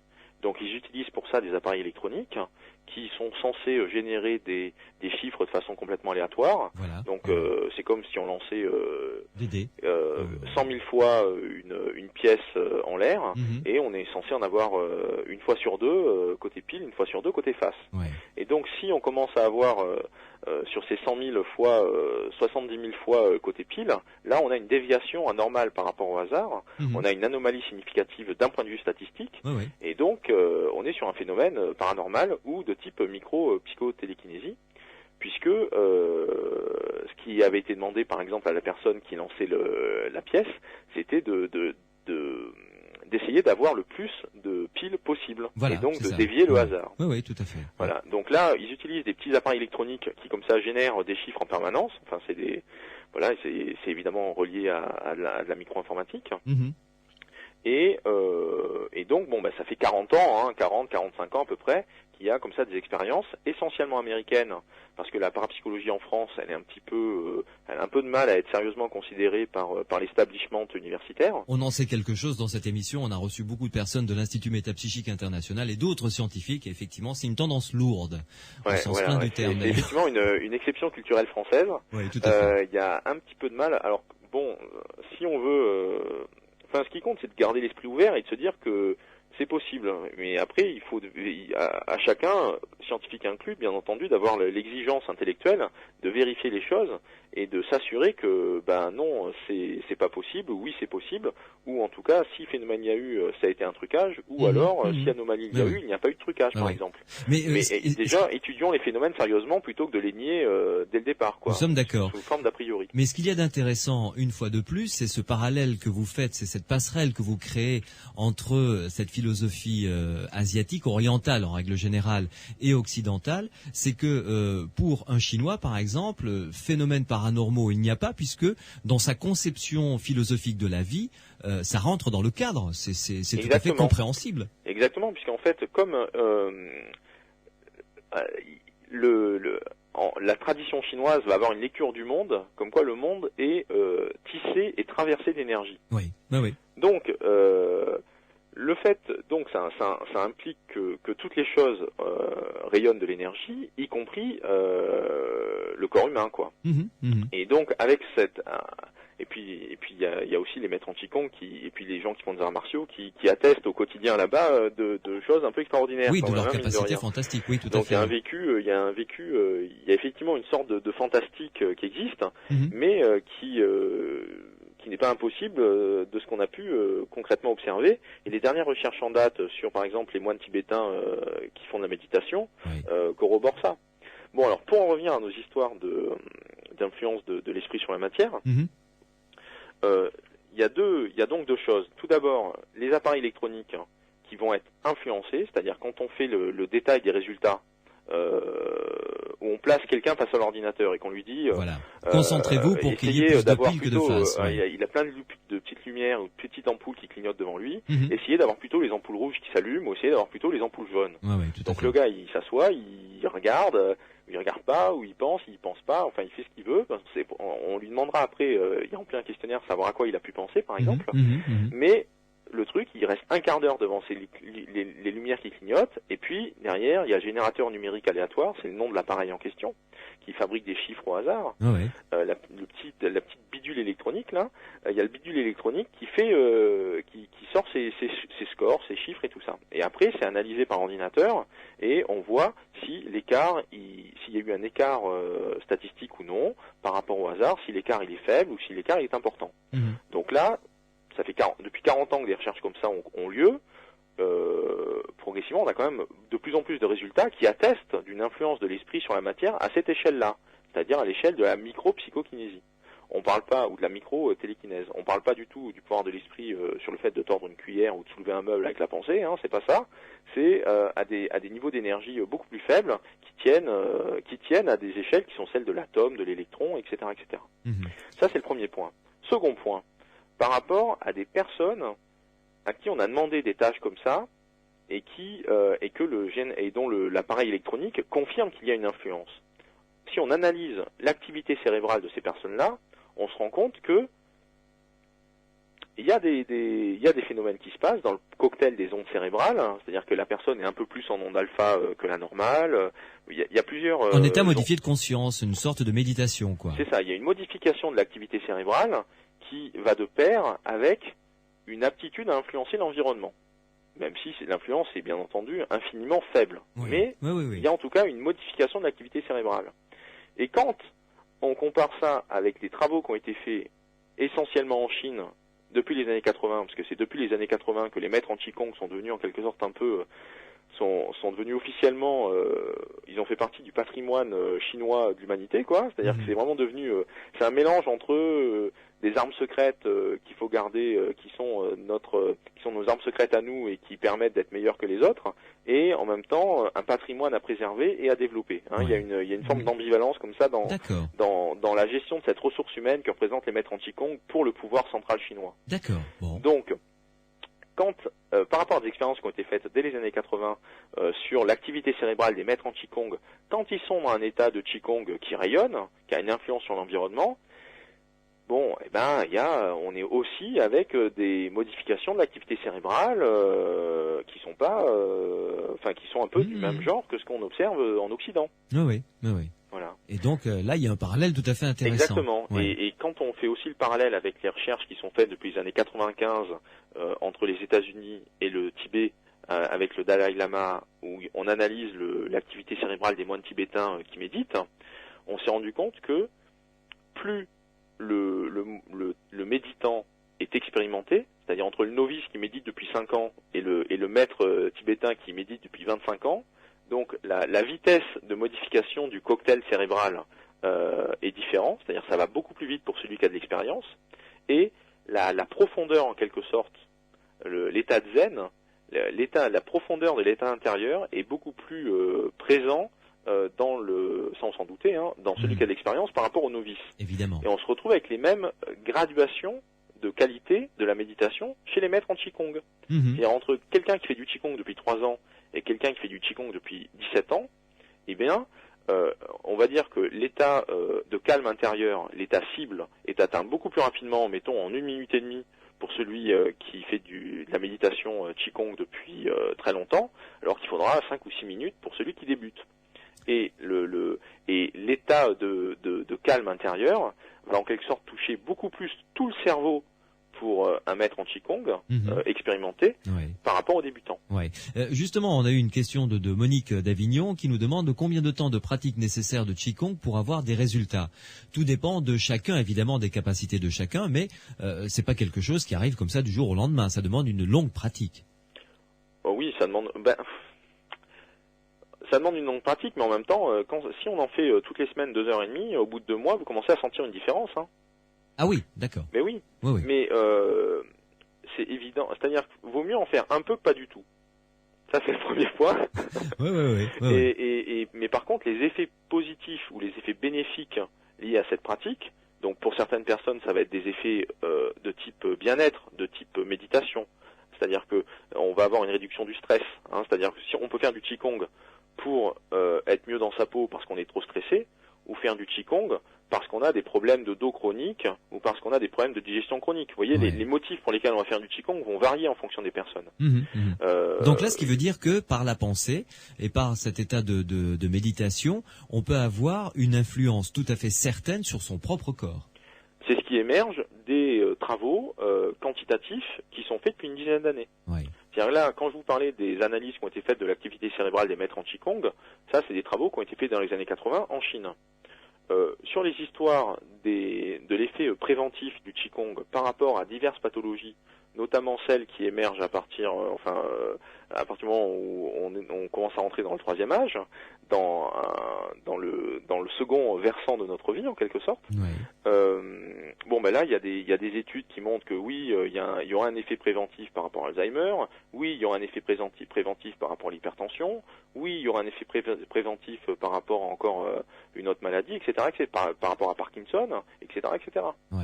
Ah oui, donc c'est pas négligeable, loin de là. Mais ce sont des études qui sont donc faites aux États-Unis depuis les années 98 à peu près, donc c'est pour ça que ça fait à peu près 6-8 ans maintenant que ces études ont débuté, donc ça fait 2-3 ans qu'on a des résultats, c'est-à-dire qu'on n'est plus avec des tendances qui sembleraient émerger, on est avec des résultats corroborés sur des échantillons de plusieurs milliers de personnes.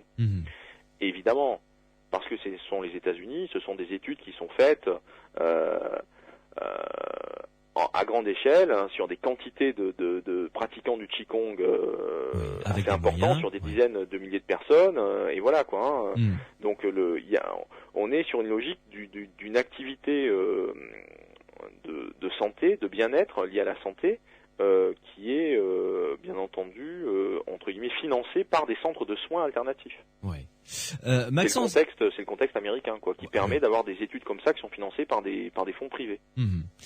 Maxence Layet, on n'aura pas le temps parce que là il est 23h39 et évidemment notre conversation malheureusement va s'arrêter à minuit dans les Aventuriers de l'étrange sur Sud Radio.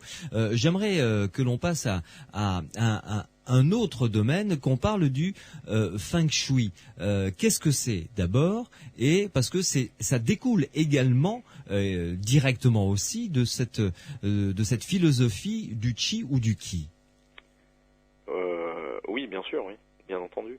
Donc de la même façon que l'acupuncture, c'est le moyen de manipuler les énergies du corps humain, d'un être vivant, parce que on a parlé de l'homme, mais bien entendu tous les êtres vivants, les mammifères, les chiens, les poulets, les chevaux ont aussi des méridiens et des points d'acupuncture, les plantes éventuellement bien sûr aussi. Donc là, le Feng Shui, c'est la même chose, mais pour l'environnement. C'est-à-dire que il y a de l'énergie présente dans notre environnement, donc dans les paysages, dans les forêts, dans toutes les choses qui composent l'environnement au sens l'écologie terme, ou environnementale du terme, quoi. Ouais. Mhm. Et il y a des lignes qui parcourent ou qui structurent cet environnement, qui sont des lignes privilégiées de circulation d'énergie, c'est ce que traditionnellement on appelle les veines de dragon. Mhm. Et il y a aussi bien entendu des points privilégiés pour manipuler cette énergie. Ouais, et c'est comme sur le corps humain finalement, ce que vous êtes Exactement. en train de nous dire. Exactement. Alors après, ce qui se passe, c'est le feng shui rajoutant. Le feng shui, il y a des petits, il rajoute des choses en plus en quelque sorte. C'est après tout le côté entre guillemets folklorique du feng shui, les histoires du miroir, les histoires de mettre un objet de couleur rouge, les histoires tous les colifichets, tous les objets, les babioles qu'on peut mettre à droite ou à gauche et qui ont un effet. Mais ça, c'est de la cosmétique en fait. Hein. Ce sont des éléments cosmétiques par rapport au feng shui. Ouais. L'essentiel du feng shui, c'est vraiment une lecture des phénomènes de l'environnement, des phénomènes de l'environnement, comme étant des courants d'énergie qui se rencontrent, qui coexistent, qui cohabitent, qui s'entremêlent, et l'homme, au milieu de tout ça, il va habiter quelque part, où l'homme, il évolue là-dedans. Donc la connaissance de cet environnement, de ces énergies de l'environnement, permet d'optimiser son adaptation, ou le fait son adaptation à cet environnement, endroit, ou le fait de rester en bonne santé parce qu'on est dans une vallée qui va être correctement éclairée, qui n'a pas trop de qui mortifère. D'accord. Voilà. Ouais.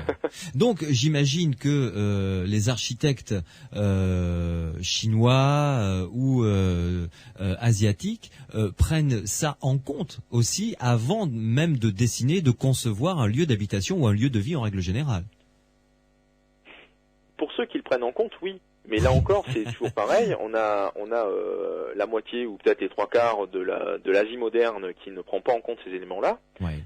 Qui, au sens qu'il ne les prend pas en compte pour prendre leurs décisions. C'est-à-dire que on peut en parler entre nous comme on peut parler des rebouteux ou des choses comme ça, si vous voulez, vous voyez. Mais ça n'est pas pris en compte dans la décision. Mais par contre, il y a des immeubles entiers qui sont bâtis, notamment à Hong Kong, qui sont bâtis par rapport au principe du feng shui. Donc les principes, c'est autant une histoire de matériaux surtout une histoire on va dire, d'orientation spatiale. C'est-à-dire que si par exemple l'entrée d'un bâtiment fait face à une grande ligne droite, les lignes droites, c'est l'ennemi de la vie du point de vue des Chinois. C'est-à-dire que un courant d'énergie qui est normal, donc parce qu'il est normal, il est bénéfique, hein, tel qu'il doit se présenter normalement, c'est une courbe sinueuse. C'est vraiment, on peut reprendre vraiment les images d'un cours d'eau. Hein. C'est une courbe sinueuse. D'accord. Donc, une ligne droite, c'est une flèche. C'est pas naturel. C'est pas naturel. Et donc, du coup, ça transforme l'énergie. Le ki, au lieu d'être un ki positif qui prend son temps, qui s'enrichit de circonvolution sur lui-même, etc., et qui s'adapte à son environnement. Là, quand il va tout droit, eh bien, ça le rend tranchant, ça le rend cassant, ça le rend pointu, et ils utilisent par exemple le terme de flèche. Oui, quand c'est une ligne droite, c'est une flèche. Ça correspond tout à fait à ça. Oui, exactement. Donc par exemple, il y a pour un immeuble qui va être confronté à ce problème-là, la solution du maître en feng shui, c'est de dire, ok, ce qu'on va faire, c'est qu'on va mettre un mini rond-point devant l'entrée, comme ça casse la flèche qui vient pénétrer, qui autrement menace qui menace l'entrée et l'intérieur du bâtiment. Voilà. Oui, tout à fait. Et donc, en ce qui concerne cette même conception de la vie et de l'univers, la nature, si elle est sauvage et préservée, est naturellement équilibrée, donc.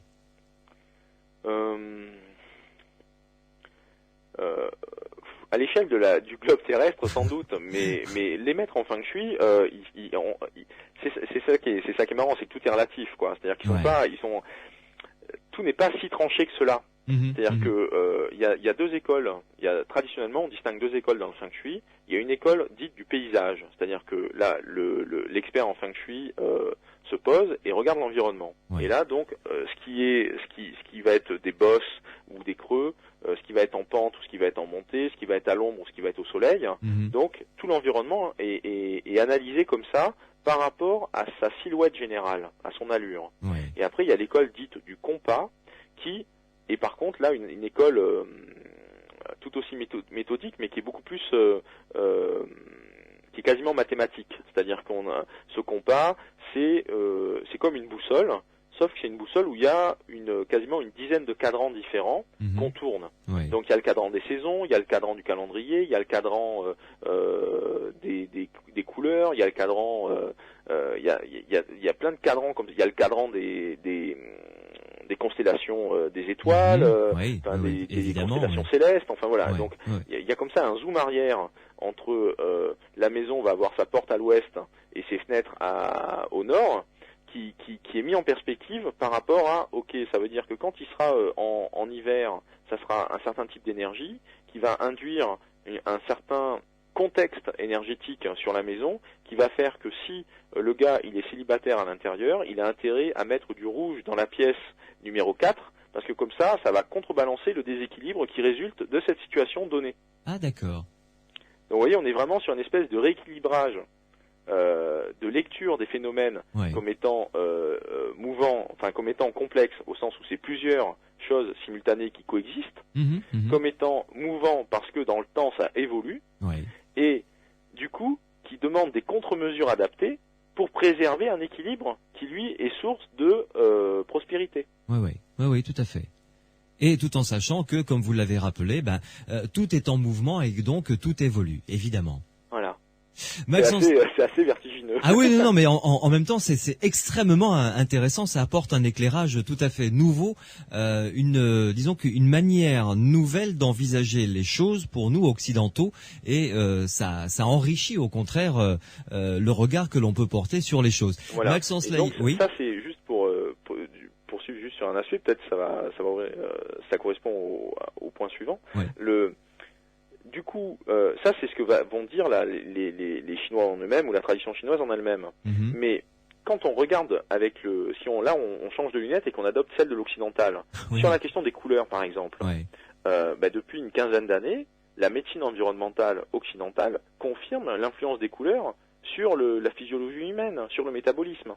C'est-à-dire que de travailler dans un environnement où les murs sont rouges, ça génère pas la même pression artérielle que de travailler dans un environnement où les murs sont bleus ou verts. Exact, on en parlait dans cette émission, effectivement. Effectivement. Vous restez avec nous, on en parlera en détail puisque vous citez le cas d'une équipe en Espagne de médecins qui soignent des brûlures avec une simple lampe de poche et des filtres de couleur. Ça c'est intéressant, on va en revenir là-dessus juste après la pause. Maxence Layé donc est mon invité, c'est l'auteur d'un livre passionnant qui s'intitule L'énergie secrète de l'univers aux éditions Guy Trédaniel. Une pause et on parle des travaux justement de ces médecins espagnols. Les aventuriers de l'étrange. Avec mon invité, le journaliste scientifique Maxence Layé, qui est l'auteur de ce livre paru aux éditions Guy Trédaniel.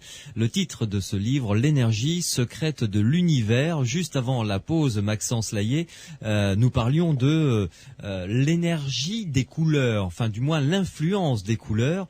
Vous nous le disiez, vous nous citiez que l'exemple d'une chambre rouge, d'une pièce entièrement rouge, provoquait l'accélération, c'est ça, du rythme cardiaque chez les personnes qui rentrent. Et vous citez dans votre livre en Espagne des médecins qui soignent des brûlures avec une simple lampe de poche et des filtres de couleur. Oui, c'est ça. Donc ce sont des médecins en Espagne. Bon, il y en a un peu partout dans le monde. La méthode initialement, c'est une méthode française qui a été développée qui a été mise au point, qui a été découverte par un médecin de la région parisienne. Qui est neuropsychologue, donc qui est vraiment médecin sciences dures, plutôt par rapport au système nerveux, et par ailleurs il était acupuncteur. Et puis, mais il y avait des choses qui n'allaient pas par rapport au savoir traditionnel des Chinois, et il y avait comme il était acupuncteur professionnel, il avait un recul sur sa pratique où il y avait quand même des petites contradictions qui le gênaient, quoi, par rapport à ce que à tous ces auteurs historiques qui ont chacun fait des textes ancestraux où chacun y va de son commentaire, et puis ça a été rédigé il y a 3000 ans, donc il y a eu quand même pas mal de versions entre-temps, et des fois il y a un peu des contradictions dans le détail. Donc il était confronté à ces phénomènes-là, et il a un peu décidé de tout remettre à plat, et au final, il est arrivé à cette approche. On est sur les couleurs. Donc il y a 6 couleurs de base qu'il utilise pour soigner, qui sont pour lui des énergies, bien sûr. Ouais, et ces couleurs, elles entraînent, quand on expose le corps à l'une de ces 6 couleurs, elles entraînent des réponses du corps par rapport à cette énergie qui arrive. Donc on a la couleur qui correspond à un signal qui entraîne une réponse du côté de l'organisme, ou en tout cas de la zone des tissus du corps qui sont exposés à cette couleur par rapport à une zone qui a un problème, quoi. Voilà, Voilà. Et donc, on peut arriver à avoir des réponses curatives. Exactement. Alors, ce qui est très intéressant, c'est que c'est passionnant, c'est vertigineux, c'est passionnant. On a quelque part de la chance de vivre à l'époque dans laquelle on est, quoi, puisque cette méthode qui s'appelle la chromatothérapie, c'est ça, elle existe depuis le début des années 80 à peu près, 1980, et depuis 2-3 ans, il y a eu des parutions scientifiques liées à cette méthode. Puisque on pourrait se dire que c'est psychosomatique, l'effet de cicatrisation des tissus cutanés dans le cas d'une blessure ou dans le cas d'une engelure. Enfin, il y a des réponses qui sont spectaculaires au sens où la cicatrisation des tissus, la guérison qui survient, on est vraiment sur une accélération de la cicatrisation. Ce qui fait que, y compris sur les côtés, sur l'aspect cicatrice, il n'y en a quasiment pas. Ou en tout cas, elles sont très très réduites par rapport à un traitement habituel. Okay. Bon, donc là, je crois que c'est avec l'université de Châtenay-Malabry, là, dans la région parisienne, dans les années 2002-2003, ils ont pris des souris audiosensibles, c'est-à-dire des souris qui ont été modifiées génétiquement parlant et qui ont la particularité on peut leur provoquer à la demande des crises d'épilepsie. Et donc c'est un protocole, c'est une méthodologie qui est connue, puisque c'est comme ça qu'on va tester l'efficacité de traitements expérimentaux, de médicaments, de molécules chimiques qui vont soigner ou pas l'épilepsie. Donc on soumet les souris à un son strident, les souris liées à l'attaque sonore, elles vont faire une crise d'épilepsie. Et une crise d'épilepsie, ça commence par un temps. Il y a différentes étapes. Il y a un temps de latence, il y a un temps d'agitation, il y a la crise proprement dit, et puis après il y a un temps de récupération et de repos. Et donc, par rapport au groupe et aux échantillons de souris qui étaient soumises à ce son, il y en a certaines qui ont été préalablement soumises à 1 minute d'orange, à 1 minute de rouge, à 1 minute de bleu, à 1 minute de vert. Enfin, il y a les 6 couleurs utilisées qui vont du bleu, du vert au violet. Et il y a l'orange également. Donc voilà, il y a c'est un peu vraiment les 6 couleurs de base. Donc les souris sont exposées et ça dure 50 secondes à peu près. Et après on leur fait la crise d'épilepsie. Et il se trouve que dans les 6 couleurs utilisées, puisque les 6 ont été testés, il y en a une, c'est-à-dire la souris est confrontée au même son, à la même puissance sonore, à la même durée. Le seul élément qui change, c'est la couleur à laquelle ils sont exposés avant l'expérience. Et en sortie, à l'arrivée, on a des groupes de souris qui meurent à la fin de la crise d'épilepsie, et des groupes de souris qui se comportent qui sont en meilleure santé, qui récupèrent beaucoup plus vite,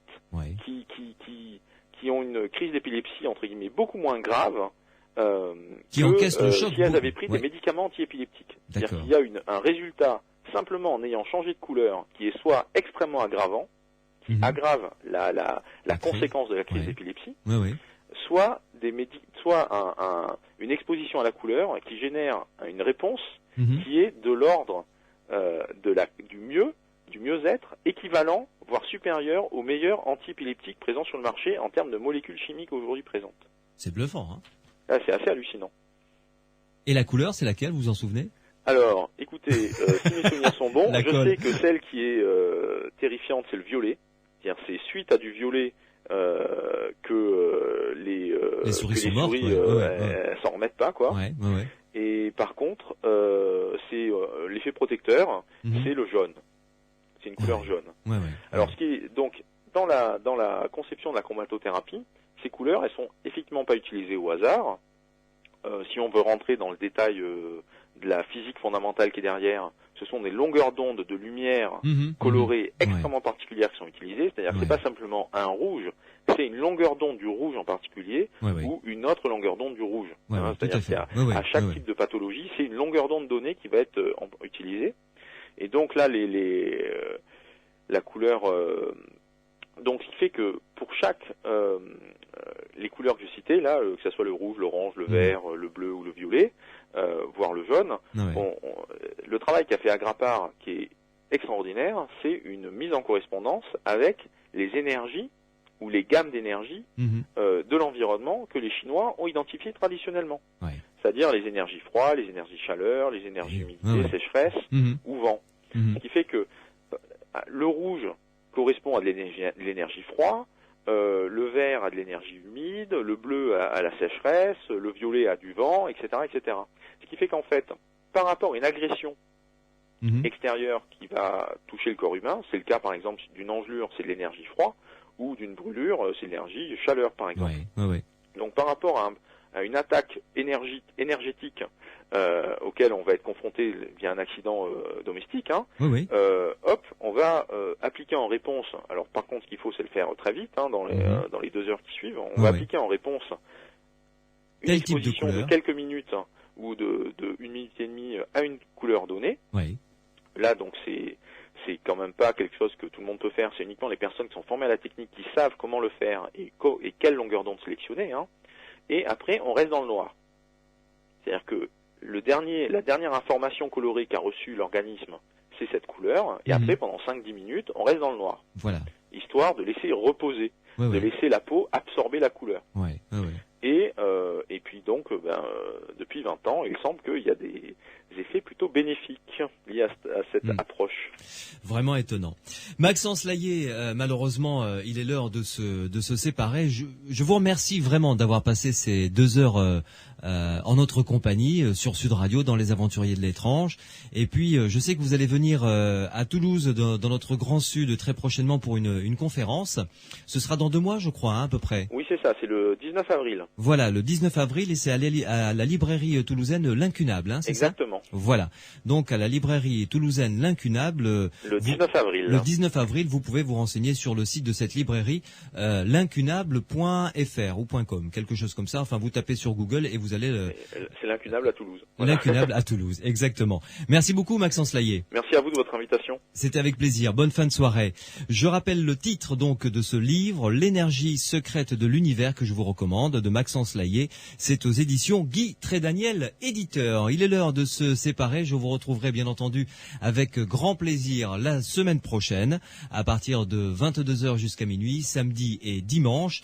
Et je suis à la recherche de témoignages de gens superstitieux. Qu'est-ce que la superstition pour vous? Si vous l'utilisez, vous nous appelez au 0826 300 300. Merci à Mathieu qui a réalisé cette émission, Morad qui était au standard et Pierre Massias qui m'aide comme d'habitude à la fabriquer. À la semaine prochaine. Bonne semaine sur Sud Radio.